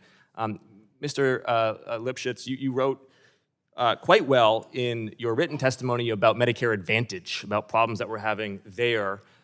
Would you say that it's important that individuals running Medicare Advantage not have conflicts of interest with the insurance companies that they're regulating and reimbursing? Folks, I'm sorry, can you repeat the last part? Is it important that individuals running Medicare Advantage do not have conflicts of interest with the insurance companies they are regulating and reimbursing? That would be ideal, yes. That'd be ideal. So would it concern you to know that the individual who ran Doge Healthcare for the first 100 days of this administration, a Mr. Brad Smith, that he simultaneously had a private company whose 5 biggest investors were all the health insurance corporations that are regulated and reimbursed by Medicare Advantage? Would that be a conflict of interest? It appears that it would be. Do you think that from that conflict of interest, this individual running CMS for Doge, invested in by Medicare Advantage health insurance corporations, do you think the American public should be concerned that those Medicare Advantage health insurance corporations then got regulation cuts and reimbursement increases under his tenure? Would that be concerning? I think it raises a lot of red flags. Oh, it raises a lot of red flags that would be terrific if the Committee of Jurisdiction might want to ask about, particularly since this individual, Mr. Brad Smith, is now going into the State Department to run global health for our country. Lord knows how he's going to make money doing that, but I'm sure he'll find a way. Mr. Ezell, you have made your career as an expert in biomedical innovation, and particularly the foreign policy dimensions of biomedical innovation. Is that correct? Yes, sir. In the last 2 years, in the last 6 months, do you think China has relatively advanced or relatively receded relative to the United States in biomedical innovation? Sir, for the first time last year, Chinese applicants filed as many initial new drug applications with the FDA as U.S. enterprises did. China's share of global biopharmaceutical value added has increased 4-fold in the last 20 years. China is now a major global competitor. Is it fair to say that America used to be winning in biotech and biomedical R&D? Yes. Are we winning right now? We're no longer the clear global leaders that No, we're not. were, sir. No, the Chinese are building multiple Kendall Squares as we speak. Is it wise to slash the NIH budget in half, as the president proposed, in order to compete with the Chinese? You know, what I'll say is that if you roll the tape back to 1990, European headquartered drug companies introduced twice as many new-to-the-world drugs as we did. Over the last 35 years, we have completely flipped that script because we created a policy environment that supported private sector innovation through things like robust NIH investment, R&D tax credits, et cetera. We have to maintain the right policy environment to ensure but yes or no, is cutting in half the NIH budget a good idea? No, it's not. No, it's not. Is the chaotic implementation of imported price controls going to help with innovation in the United States? We need a stable pricing environment. Yeah, pay for value, right? Not based on fear or favor. We can import drug price controls, then we're going to import what they have, which is no drug innovation. I'm going to close with Dr. Zuckerman. Dr. Zuckerman, you've made your career in understanding impact of various medical interventions. Do saunas have a high impact? Are they worthy of public tax reimbursement for their health benefits, in your opinion? I'm sorry, I missed the... Saunas. I'm sorry, I don't know what that is. Saunas, like the things that you go inside to get hot. Oh, saunas. Saunas. I'm so sorry. Say that again, please. Just the whole question. I'm Well, sorry. we're out of time right now, so I'll simply just close with a so statement. sorry. I can ask it for the record, but we have an individual advising RFK, Mr. Callie Means, who runs his own company on the side, TrueMed, and Mr. Means has enabled individuals to use their health savings accounts, tax preference dollars, to buy saunas, because letting the wealthy buy saunas with tax preference dollars apparently serves U.S. public health, but hepatitis B vaccinations don't. That is the system that we have right now, and that is the system that the majority is allowing to govern without any oversight. I yield back. I agree that wouldn't be top of my list. So, thank you. Gentleman yields back. Now recognize the gentleman from Pennsylvania, Dr. Joyce, for his 5 minutes of questioning. Thank you, Mr. Chairman and Ranking Member, for holding such a critical issue discussion here this morning. Innovation has long been the cornerstone of American medicine. It's how I practiced medicine for 25 years. America has consistently led the world in development of new and innovative therapies and cutting-edge medical devices. However, due to the current payment structure of Medicare, our nation's seniors frequently can be excluded from accessing the newest medical device technology. In fact, this delay in coverage following an FDA approval by CMS has the unfortunate name of the Valley of Death. Dr. Brinton, as a doctor and as a scientist, can you speak to the impact on patient care that many of these breakthrough devices can offer? And then can you talk briefly about how the delay in coverage can ultimately affect patient outcome? No, thank you for the question. As you mentioned, the Valley of Death, we think about this, about it for the company itself. So from all the work of trying to solve an unmet clinical need to ultimately what might be a decade of time to get to FDA authorization. But the reality is, if you're in the Valley of Death, there's no coverage process to get this to actually the patients that need it the most. So that valley is quite significant. In fact, I believe Josh McEnroe did work on this at Stanford and noted that it's at least 5.5 years on average for coverage after an FDA authorization. Our lives lost while people wait that 5.5 years. A huge impact potentially. So being able to actually provide access, and I mentioned this earlier, access, coverage for a physician to make a decision with the patient, risk versus benefit of that therapy, which has been deemed by the FDA to be safe and effective, seems appropriate that we want to provide that access to these seniors.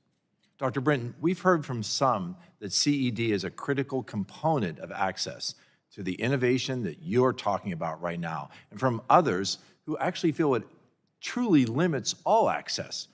Can you talk about the role that you believe CED should play, if any, in CMS coverage decisions? So I think we're talking about CED done right. And so just to back up, I think there's a significant difference for CED with medical devices than there is for pharmaceuticals, for instance. The challenge with pharmaceuticals is you open the package and compliance is the biggest challenge. With devices, this involves a procedure, which means it gets better over time. People have to train, get the experience, and often there's iterations and improvement in the technology.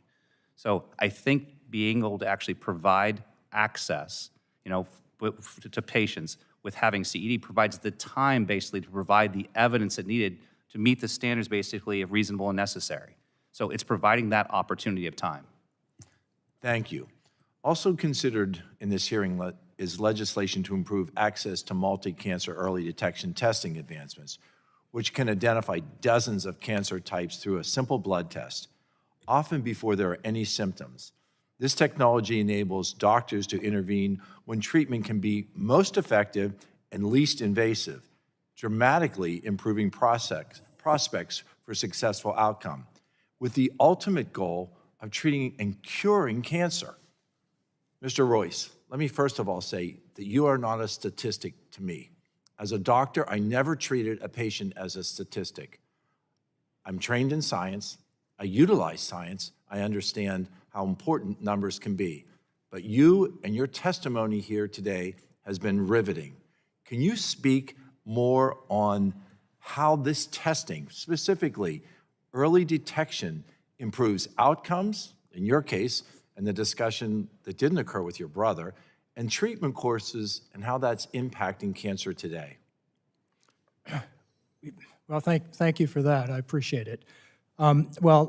Clearly, as I said, the one thing, I had a lot of doctors, I had oncologists, I had surgeons, I had radiologists, And you talk to 3 doctors and you get 5 opinions sometimes, it seems like. But one thing they all did agree on is that my prognosis would have been much, much worse if I had not had this test. And just to reiterate, you know, I did have an annual physical. I thought I was healthy. I was doing everything right. And every year, it's like you have no symptoms. There's nothing you need to do. There's nothing wrong with you. This one little blood test can really make a huge difference. Did the early detection save your life? Yes, I believe it did. Thank you. I look forward to working with all of my colleagues to advance this critical legislation behind what we are considering and discussing in this hearing today. This is a bipartisan issue that we can have significant impact on. Thank you, Mr. Chairman, and I yield. Thank you. The gentleman yields back. Now recognize the gentlelady of Illinois, Ms. Kelly, for her 5 minutes of questions. Thank you, Chair Griffith and Ranking Member DeGette for holding today's hearing, and thank you to the witnesses.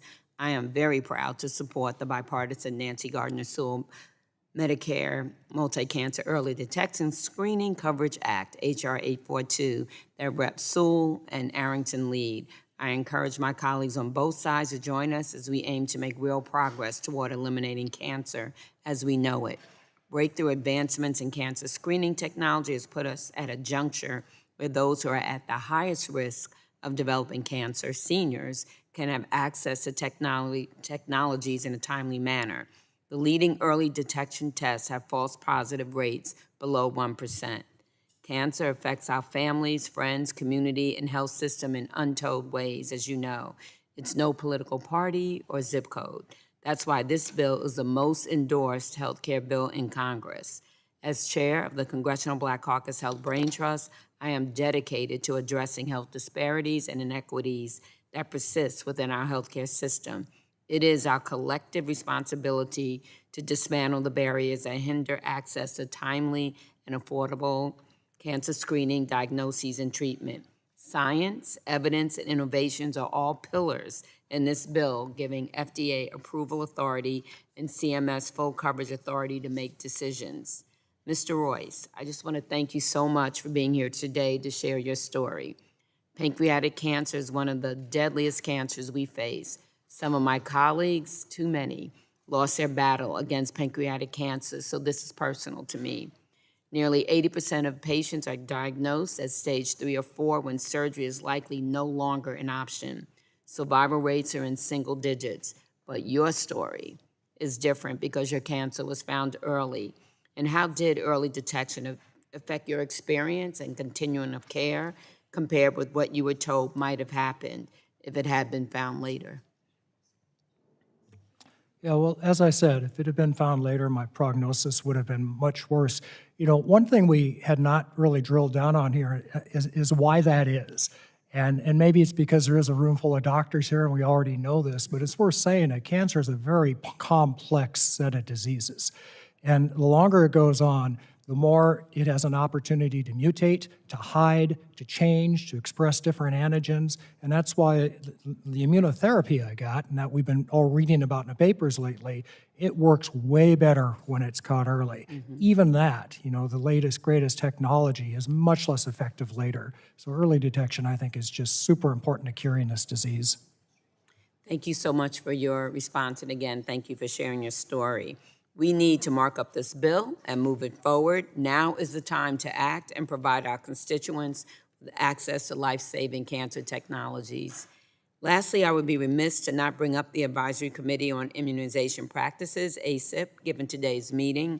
In 1964, was created and has been charged with protecting America's public health through science. But in June of this year, Senator Kennedy fired all 17 members of the committee who were vetted scientists with unimpeachable credentials and replaced them with anti-vaccine conspiracy theorists who have yet to publicly disclose possible conflicts of interest.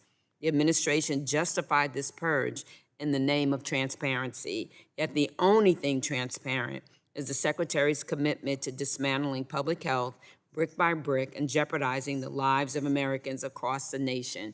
We cannot let this continue to happen or people will die.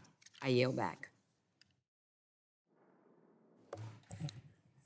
Thank you, Ms. Kelly. I recognize myself from Ohio.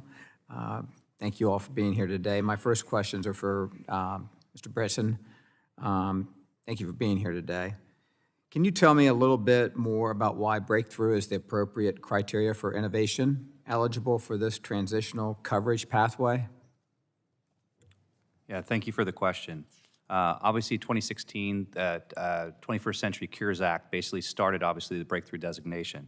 And since that time, there's obviously been 1,176 devices that obviously met that definition. And that was a definition made by the FDA. The need basically is for more effective treatment or diagnosis of life-threatening or irreversible debilitating human diseases, and meeting the criteria either being a novel technology or a novel application, not having any alternative therapy, and devices offer significant advantages basically for patients or in the best interest of patients. This is really what we need for our seniors. This obviously is an unmet clinical need that exists within our Medicare beneficiary population. So it absolutely is the right criteria. Now, it's not the same to actually meet the breakthrough designation because it requires, obviously, FDA authorization. So now we're down to 160 as opposed to 1,176 devices. So a much smaller population that has met that threshold, basically is safe and effective, that would be eligible for such a coverage policy. So how many breakthrough technologies does the FDA approve? What's that? How many breakthrough technologies does the FDA approve? In total? Yes. I'm not familiar with that number. All right. My follow-up to you, sir, is many describe CMS's approach to coverage of breakthrough technologies as a wait-and-watch strategy, where coverage is delayed while more evidence is gathered, often at the expense of timely patient access. Based on your experience with Evoke and TAVR, do you believe this approach strikes the right balance between patient safety and access, or is it creating unnecessary harm? So I think that this is a risk versus benefit, balance, appropriate balance. It's providing access to a therapy that is really, it changes the lives of patients with heart failure, which is what tricuspid regurgitation is. These patients have terrible, debilitating disease where most studies show that they would choose their quality of life over their length of life, and that's what this is addressing. So yes, I think the partnership we've had with CMS and working through gaps potentially in information to meet the criteria of reasonable and necessary, and using CED as a way to actually develop that data to actually lead to an NCD has been very productive. Okay, so I think you just answered my follow-up. What alternatives would you recommend, and any others that you would like to add? Yeah, I mean, I think that we mentioned early in my testimony, I think that this should be under a specific plan. It needs to be basically a 2 years look back. I think that there obviously needs to, Medicare Advantage, which has been mentioned here today, needs to be something that's covered, and we support the $10 million of funding to support CMS, particularly to be able to support such a pathway. Thank you. My next question is for Mr. Ezell. Thank you for being here today. And I'm a longtime supporter of early detection screening and believe the role these early detection screenings tests have in tailoring preventive care and improving treatment outcomes is incredible. In your testimony, you mentioned that Medicare lacks a preventative benefit for multi-cancer early detection, MCED test. In your opinion, what are the risks to seniors and to the Medicare program itself if Congress does not act to establish a coverage pathway for these tests?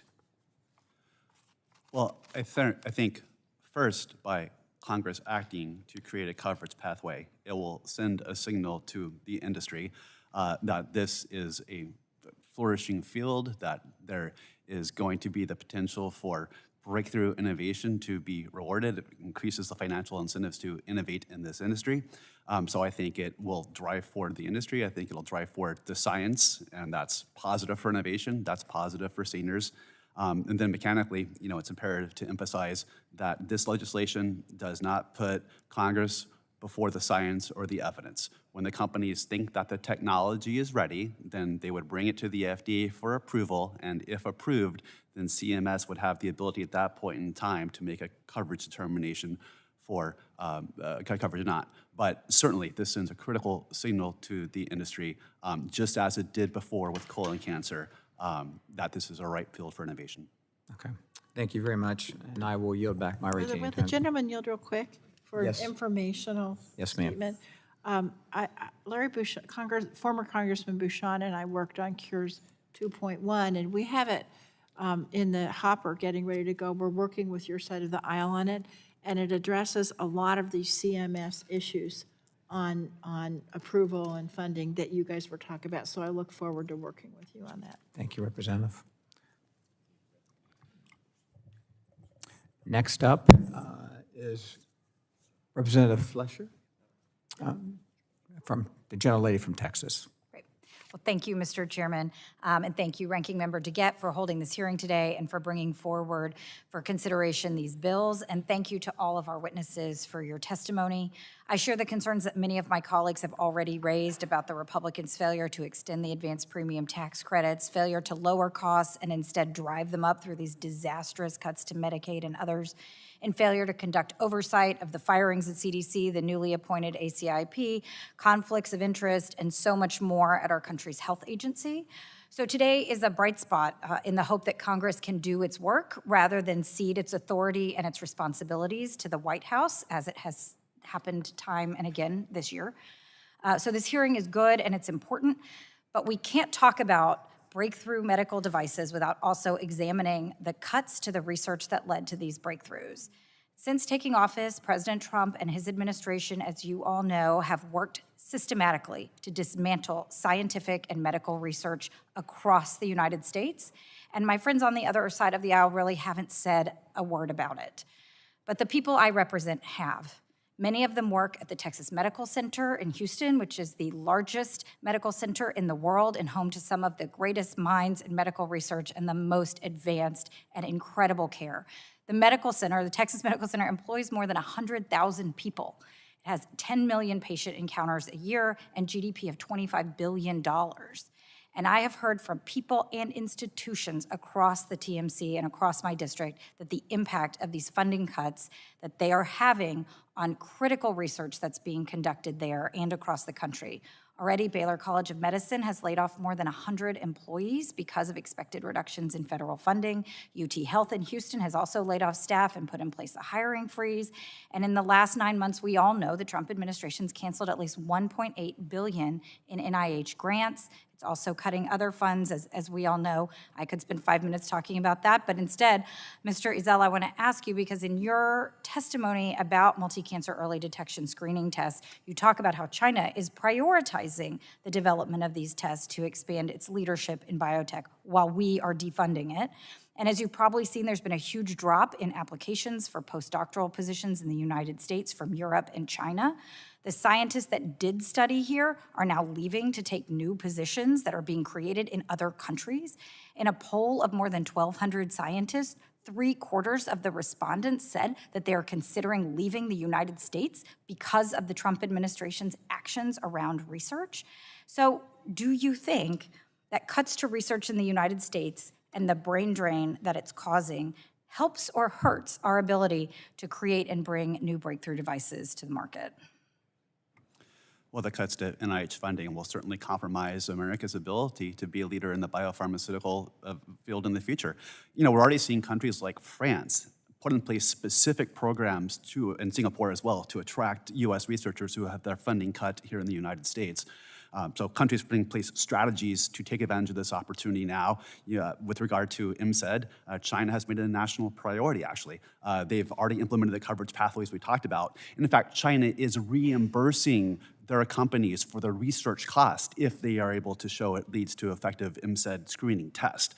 And you know, more broadly, one of the great potentials, as we talked about, is MCED's ability to help us identify rare cancers, right? Ones that affect 200,000 people or less, 7,000 rare cancers we know of, less than 95% have a treatment. It's gonna be horrible if we have effective MCED screening that shows us these cancers in the population, but then if we don't fund the research for the therapeutics to give no solution to them, then the US government is not doing right by the American citizen. And I think Congress has an ability to address that, both by restoring, you know, the funding cuts that have been proposed for NIH and NSF, but also passing legislation we're talking about here today. Well, thank you so much, Mr. Ezell. And I agree with you, and I want you to know, and for everyone to know, that there are many of us over here who are working to restore those cuts, to cancel the cuts, to make sure that we are prioritizing the health and safety of the American people and investing in this research and in these kinds of advances. I might the just add, if I topic- might. Oh, sure. That R&D funding is the seed corn of America's future. It's a seed corn of the technologies and the industries and the jobs of tomorrow. And this generation has a responsibility to future generations to make those investments, just like generations did before. There needs to be an intergenerational compact in this Congress and this administration to understand that these investments are critical for our economic and national security future. Well, thank you so much. I could not have said it as better or as succinctly. I do have another question for you that I will submit for the record on the topic of cuts. Hugely important. Thank you. And thanks to all of you for your work. And with that, Mr. Chairman, I'll yield back. Gentlelady yields back. Now recognize the gentlelady of Iowa, Dr. Miller Meeks, for her 5 minutes of questioning. All right. Thank you very much, Chairman Griffith and Ranking Member DeGette, for holding this important hearing today. And I also want to thank our witnesses for taking time to testify. As a physician, I think the bills before us today that we're discussing are extremely important. We also know that Medicare is on pace to spend $1 trillion treating cancer over the next decade, and approximately 1 million Medicare beneficiaries will be diagnosed with cancer this year. This unfortunate reality is that much of the treatment will be limited, and as far too many of these cancers are caught too late. Late-stage cancer diagnosis are the deadliest, require treatments that take the hardest toll on patients, and cost the most to treat. It's why I was proud to co-author the Nancy Gardner-Sewell Medicare Multi-Cancer Early Detection Screening Coverage Act with my colleagues, Representative Hudson, Arrington, Sewell, Royse, and Kelly. This critical legislation gives CMS the authority to cover multi-cancer early detection tests once they're approved by the FDA, ensuring our nation's seniors have access to groundbreaking innovation that will transform how we diagnose and prevent cancer progression. And as we know, once covered by Medicare, we would see it covered by other payers as well. If we're going to win the war on cancer and defeat this common enemy, we have to unleash the power of innovation. And I also want to thank our audience here with the American Cancer Society for their support of this legislation. And that's what this legislation does. It's what physicians, cancer experts, and patient advocate communities are calling on us to do, to early detect and unleash the power of innovation to do so. I'm especially proud of the fact that this bill is truly the most popular healthcare bill in Congress, having earned the support of over 300 co-sponsors and hundreds of cancer health, rural, and medical societies who recognize its transformative potential. Mr. Royse, for patients, the experience of being diagnosed with cancer at stage 1 or stage 2 versus stage 3 or 4 can mean very different treatment plans and outcomes. It can also mean the difference between life and death. Here's just one example. The 5-year cancer survival rate for stage 1 colorectal cancer is over 90%, but it drops to around 15% when found at stage 4. Can you speak to how early detection changes treatment options, quality of life, and return to productivity for cancer patients? I can, thank you. And I misspoke earlier when I gave the statistics. I said the survival rate for a stage 4 pancreatic cancer is 13%. It's actually 4%. So the difference is at stage 4, 4% chance, 5-year survival rate. Stage localized, which is 1 or 2, is a 44%. And those numbers are going up. Treatments are getting better. But it's important to note that especially in pancreatic cancer, we've heard about how we're getting better at treating cancer, or detecting it at least, and treating it. But not all cancers. Pancreatic cancer has been increasing over the years. Over the last 10 years, last 20 years, last 30 years, it has increased. So there's something going on here that we really don't understand. And that makes it, and it might be partly because there is no test like there is for colorectal, just specific to pancreatic cancer. In fact, I would say MCED is the only test I know of that you could use to find this sort of cancer. Yes. Thank you. Mr. Ezell, you wrote a paper that calls MCED a transformative opportunity. Why do you call it transformative? Well, because what is driving so much of the biopharmaceutical industry for today is this marriage of biochemistry and information technology, right? You look at the ability of artificial intelligence to identify new drugs, the protein folding. It was understanding the morphology of cells and how you can deliver a therapeutic in the body to adhere to that cancer cell. And even the companies are developing cancer nanotubes that could, in theory, kind of go into the body like a cancer mousetrap and second it out of the body. So this is artificial intelligence, right? This is machine learning, and this is the marriage of these technologies. And I think that's why, and they're evolving. We have 600,000 patients in clinical trial for this now, but as I said earlier, I think now that we have an information technology element, an always-on, always-learning approach to cancer detection, I think that's what really Thank you. And if I can ask, because my time is running out, we just heard some criticism about federal government spending. And having been in an academic medical center on faculty, I would see the benefits of research, funding by the NIH, but then that taken, as we've seen by our witnesses today, into the private sector, into starting a new business and an entrepreneurial business. So is there, some benefit to having the NIH share in something that's taken to the marketplace, i.e. having royalties? Has anybody thought of that, and wouldn't that be another way to help fund NIH and research through the United States? Yes or no, because we're out of time. There's complementarity between public and private investment in R&D. And what the taxpayer gets when they fund the NIH is that basic research, looking at biochemistry and understanding biomarkers in the body. When they pay for a drug, they're paying separately for the clinical trial activity and development to bring a drug to market. I think that's very valid that there is both public and private research, and the federal government is not the only source of research and research funding. With that, I yield. Thank you. Gentlelady yields back. Now recognize the gentleman from Louisiana, Mr. Carter, for his 5 minutes of question. Thank you, Mr. Chairman, Ranking Member, for holding this hearing, and thank you for our witnesses participating. Cancer touches every one of us. Nearly 40% of Americans will receive a cancer diagnosis in their lifetime. That's more than a statistic. It's millions of stories of hardship, courage, and loss. Each year, over 600,000 Americans die from cancer, and the burden falls heaviest on our seniors, with the median age of diagnosis at 66. But today, we're not just talking about impact on cancer, we're talking about the opportunity to change the future. H.R. 842, the Nancy Gardner Sewell Medicare Multi-Cancer Early Detection Screening Coverage Act, is a bipartisan, common sense step forward, authored by my dear friend Terry Sewell, and with 295 co-sponsors in the House. This bill would ensure timely Medicare coverage for multi-cancer early detection tests upon receiving FDA approval, unlocking the possibility to detect dozens of cancers before symptoms may appear. We know early detection saves lives, cuts costs, and improves outcomes. We also know the current status quo, where 70% of cancer deaths come from cancers without screening, is absolutely unacceptable. Cancer doesn't care about political parties or zip codes, and neither should we. Together, we can make H.R. 842 the law of the land and bring us one step closer to a future where fewer families are devastated by this dreaded disease. And while I'm encouraged to see this bill getting a legislative hearing with bipartisan support, I will be remiss if I did not mention the attack on science and cancer research by the Trump administration.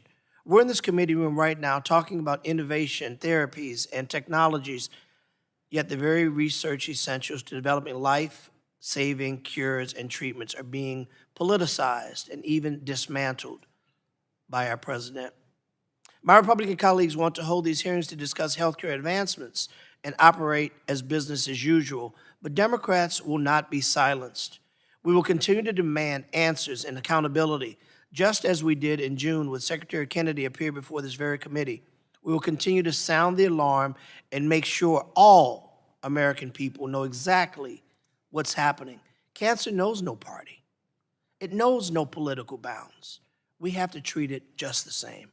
Mr. Ezell, in your testimony, you talked about the United States leadership in developing multi-cancer early detection screening tests and the importance of establishing regulatory pathways and coverages for these technologies to remain globally competitive. How do federal research funding cuts affect the United States leadership in biomedical research and innovation?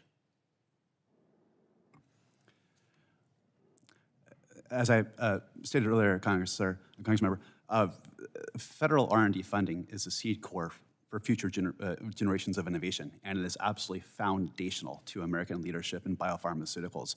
Over the last 35 years, the number of innovative drugs coming out of the United States and Europe completely flipped.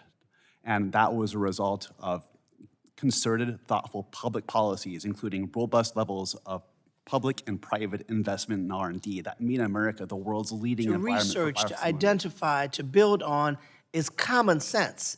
It's about as our future. basic as you get, right? Yes, sir. If we're going to remain competitive in a global market and making sure that we are stepping ahead, we have to research.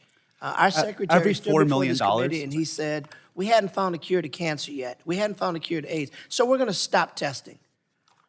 I can't wrap my brain around that level of thinking. We have come up with ways to live longer, to mitigate the effects of cancer, all through research. We should continue to put money into research, not go back. I only have a few seconds, so I want to get to Mr. Royse. Mr. Royse, you're testifying here today, shared experience of pancreatic cancer. Thank you for being here and sharing your story. As you know, currently, we only have routine screening for a handful of cancers, including breast cancer, cervical cancer, and colorectal cancer. How will H.R. 842 help fill current gaps in cancer screening, and what difference could it make for patients who may not have screening options available today? Yeah, thank you very much. So current MCED testing, the liquid biopsies, can test for up to 50 different cancers right now. So in my case, for example, as you've noted, there's no screening specific to pancreatic cancer, but my MCED liquid biopsy found it. So as a result, more obviously is better than less. Yes. And that is determined through effective research, testing, and utilizing every tool that we have in our toolbox to fight back against cancer. I certainly think so. Thank you. Mr. Gentleman Chairman, my yields time back. is up. And I now recognize the gentleman from California, Mr. Obernolte, for his 5 minutes of questioning. Thank you, Mr. Chairman. Thank you to our witnesses. I find this a really not only interesting but critically important topic. This technology has the potential to accomplish these seemingly contradictory goals of, at the same time, improving patient outcomes, but also reducing healthcare expenditures, and I find that incredibly exciting. Mr. Ezell, I wanted to start with you. We've been having this discussion about false positives and false negatives, and I think Chairman Griffith asked you about the false negatives, and you had a kind of a fulsome discussion about that. Dr. Zuckerman brought up some research that has been talking about false positives and false negatives, and particularly the Annals of Internal Medicine had an article recently where it said that it's unclear whether these tests detect cancer at a later untreatable stage or whether they detect very early stage precancerous lesions that might have never developed into cancer. So I find this concerning from the standpoint of false positive. From a patient standpoint, if I'm a patient, I would rather have you tell me I might have cancer, and then so I can do some more research even if I don't. But how do we parse this middle case where we're detecting cancer that is actually there, but it's a precancerous lesion that actually in real life, if we'd done nothing about it, would never develop into cancer? So I mean, how should we be thinking about that kind of outcome? I guess the first point I would make is that these MCED tests are being intentionally designed to try to ferret out the most aggressive cancers that are the fastest growing and not the indolent cancers.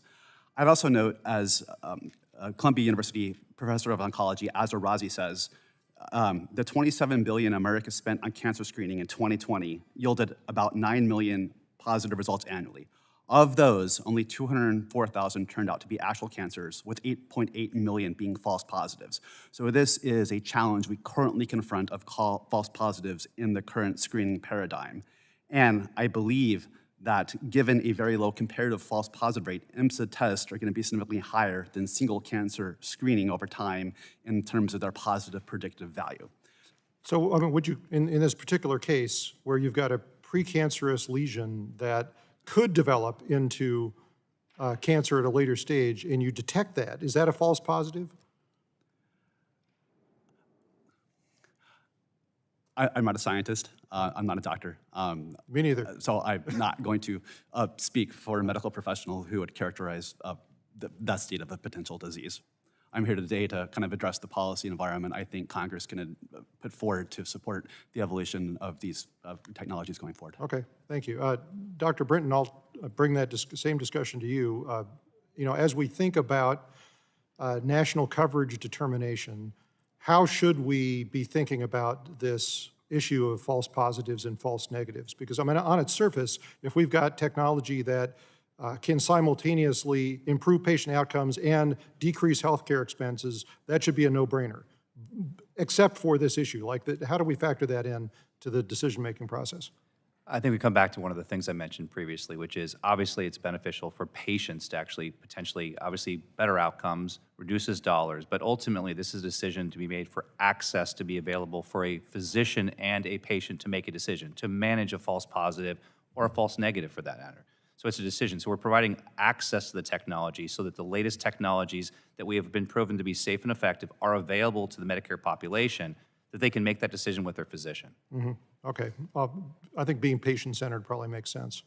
And then in a little bit of time I have left, I wanted to ask you about the application of artificial intelligence to this process, because one of the things that I've been surprised by is that most of the low-hanging fruit in terms of the efficiencies that AI can wring from the process and as regards healthcare is with administration. But I can't help but think, looking at this, you know, this bureaucratic process of coverage determination and wondering if CMS might be able to use AI to make themselves more efficient. What do you think about that? Well, I appreciate the question, and AI is obviously creating incredible capabilities. I'm an interventional cardiologist, and probably not the right person to answer your question about AI.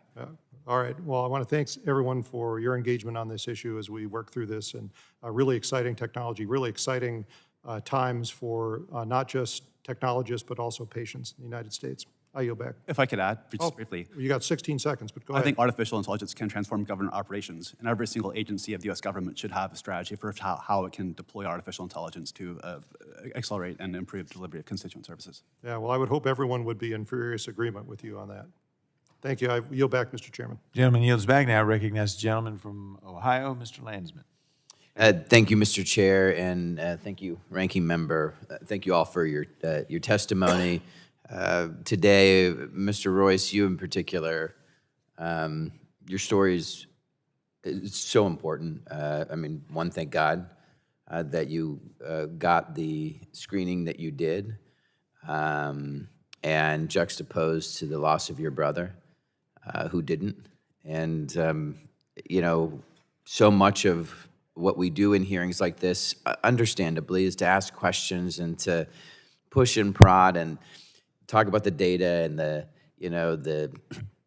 trappings of a false, all of these things that we should. But ultimately, as you said, I think very powerfully, you know, I'm not a statistic. Like, at the end of the day, we had a scare with our son. You could argue it was a false positive. He was 3 years old. They thought he had leukemia or lymphoma. They said, hopefully we're wrong. But we want him in immediately to go through all the the screens and the tests and everything like that. And so it was a terrible few days. But it doesn't bother me that they did that. I'm glad that they did that. And so as we think about this kind of policy work, like, it's okay if there's a false positive. It's okay if there's errors. Like, but we have to do everything in our power to give people everything that they need to be healthy, period. And if it costs more money, it costs more money. I think the screening and the early detection work and conversation is predicated on the fact that people have health care. It's hugely important, this conversation, but it assumes that folks are healthy enough or they're in a position to get these screenings, to do the early detection.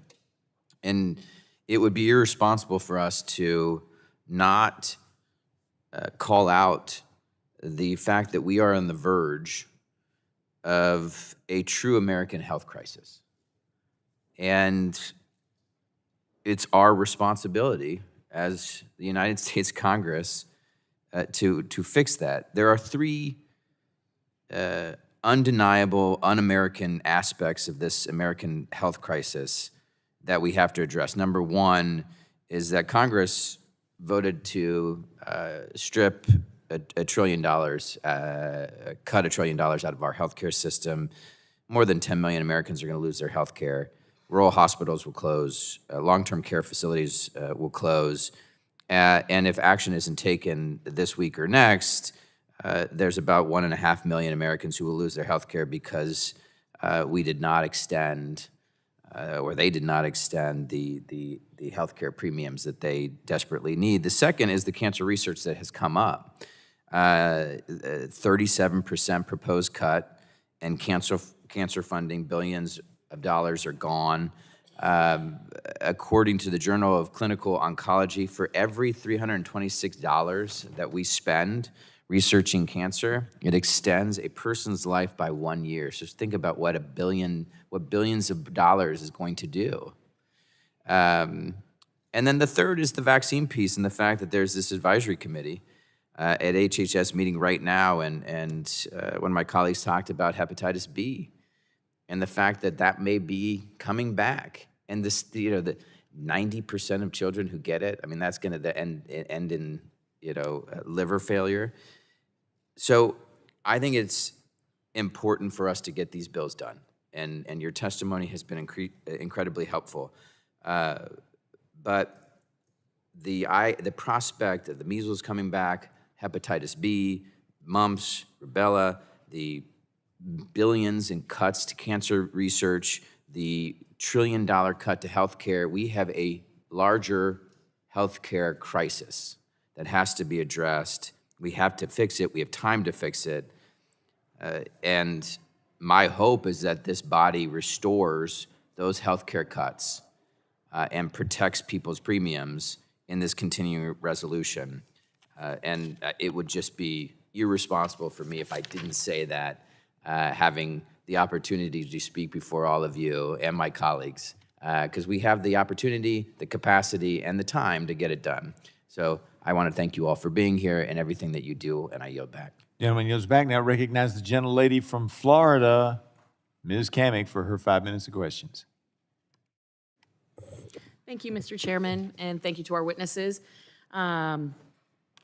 This has been an interesting conversation today, an important one, but some interesting commentary that's popped up along the way. Now, of course, for the more than 68 million Americans who rely on Medicare, including over 5 million in the Sunshine State, Florida, for those of you unaware what the Sunshine State is, timely access to innovative medical technologies is critical. So whether it's early cancer detection, breakthrough devices, or better management of diabetes, these tools can save lives and improve quality of life. Yet too often, and we've seen this time and time again, CMS, they're slow, they're confusing, and many of the processes are arbitrary. Patients are left waiting years for access to technologies that have already been cleared by FDA. The red tape doesn't just stifle innovation, it denies seniors the care they need when they need it most. Now, as policymakers, our responsibility is to make sure that Medicare serves patients, not the bureaucracy. And that means transparency in coverage decisions, accountability at CMS, and removing barriers that stand between seniors and life-saving innovations. And as I said, I've appreciated today's conversation, but most importantly, I'm looking forward to working with my colleagues to advance common sense reforms. And I know that common sense isn't common here on Capitol Hill, but we're working through that. And we want to support innovation and ensure that seniors, not just in Florida, but across the country, have access to the very best care. So I'm going to start with you, Dr. Brinton. You mentioned the reviews and duplicative systems, the burdensome requirements over at CMS. Can you give one or two concrete, very specific examples where the red tape wasted time and money without improving outcomes?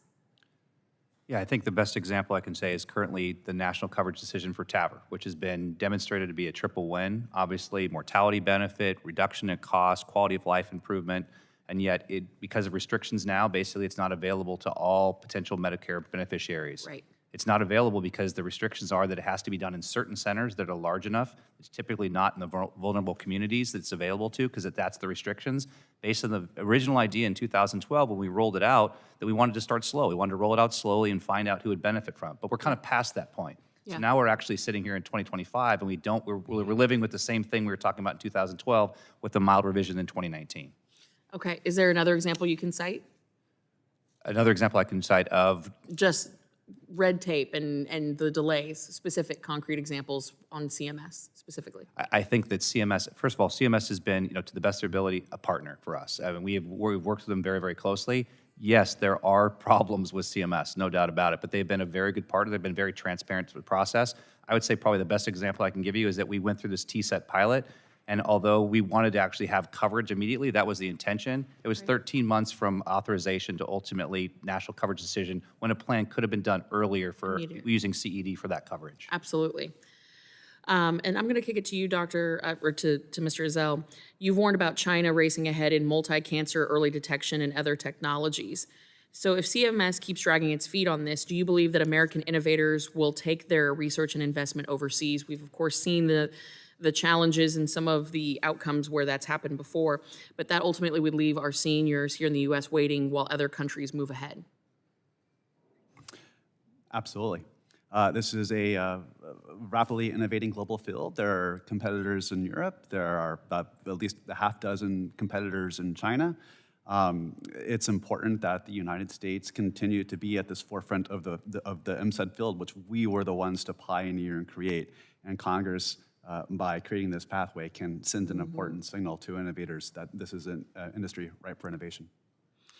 Well, and I'll just piggyback on that, bring it back home. We know that innovation and leading is important in this space, but we also have people falling behind here at home in rural America. And there's a lot of attention that gets drawn to the urban centers in major cities, but rural America is hurting in more ways than one.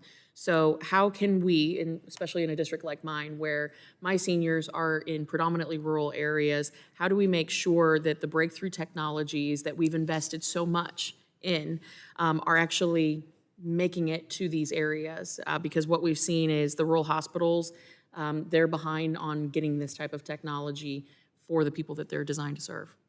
So in the UK, the National Health Service is doing a test of Grail's Galilei system. And what they've done is deployed mobile phlebotomists out across the entire UK to go into rural communities and do the blood draw, which the MSED relies on. And it's a more accessible, less invasive type of cancer detection. And it is really poised to help us address this issue that cancer rates in America's rural communities are 14% higher than in urban areas. By the way, I just wanted to note that Professor Otis Bradley at Johns Hopkins University points out that for a woman detected with breast cancer, her 5-year fatality rate is twice what it is in Mississippi than Massachusetts. Yes. And the issue of access to leading health care is real in the United States, and MSED can help us address that challenge. No, and I appreciate the grace that the chairman has given us, and we're very far over our time, but thank you for mentioning the mobile clinics, and that is exactly why we need to deploy mobile clinics in every congressional district for screening for women's health care. So thank you for that. And the gentlelady yields back, and I thank the gentleladies. I see no further members of Congress wishing to ask questions, so I would ask unanimous consent to insert in the record the documents included on the staff hearing document list. Without objection, so ordered. I would also like to thank all the witnesses again for being here today. This has been a very helpful discussion. Members may have additional written questions for you all. I will remind members that they have 10 business days to submit those questions for the record, and I'll ask the witnesses to respond to the questions promptly once they receive them. Members should submit their questions by the close of business on Thursday, October 2nd. Without objection, subcommittee is adjourned.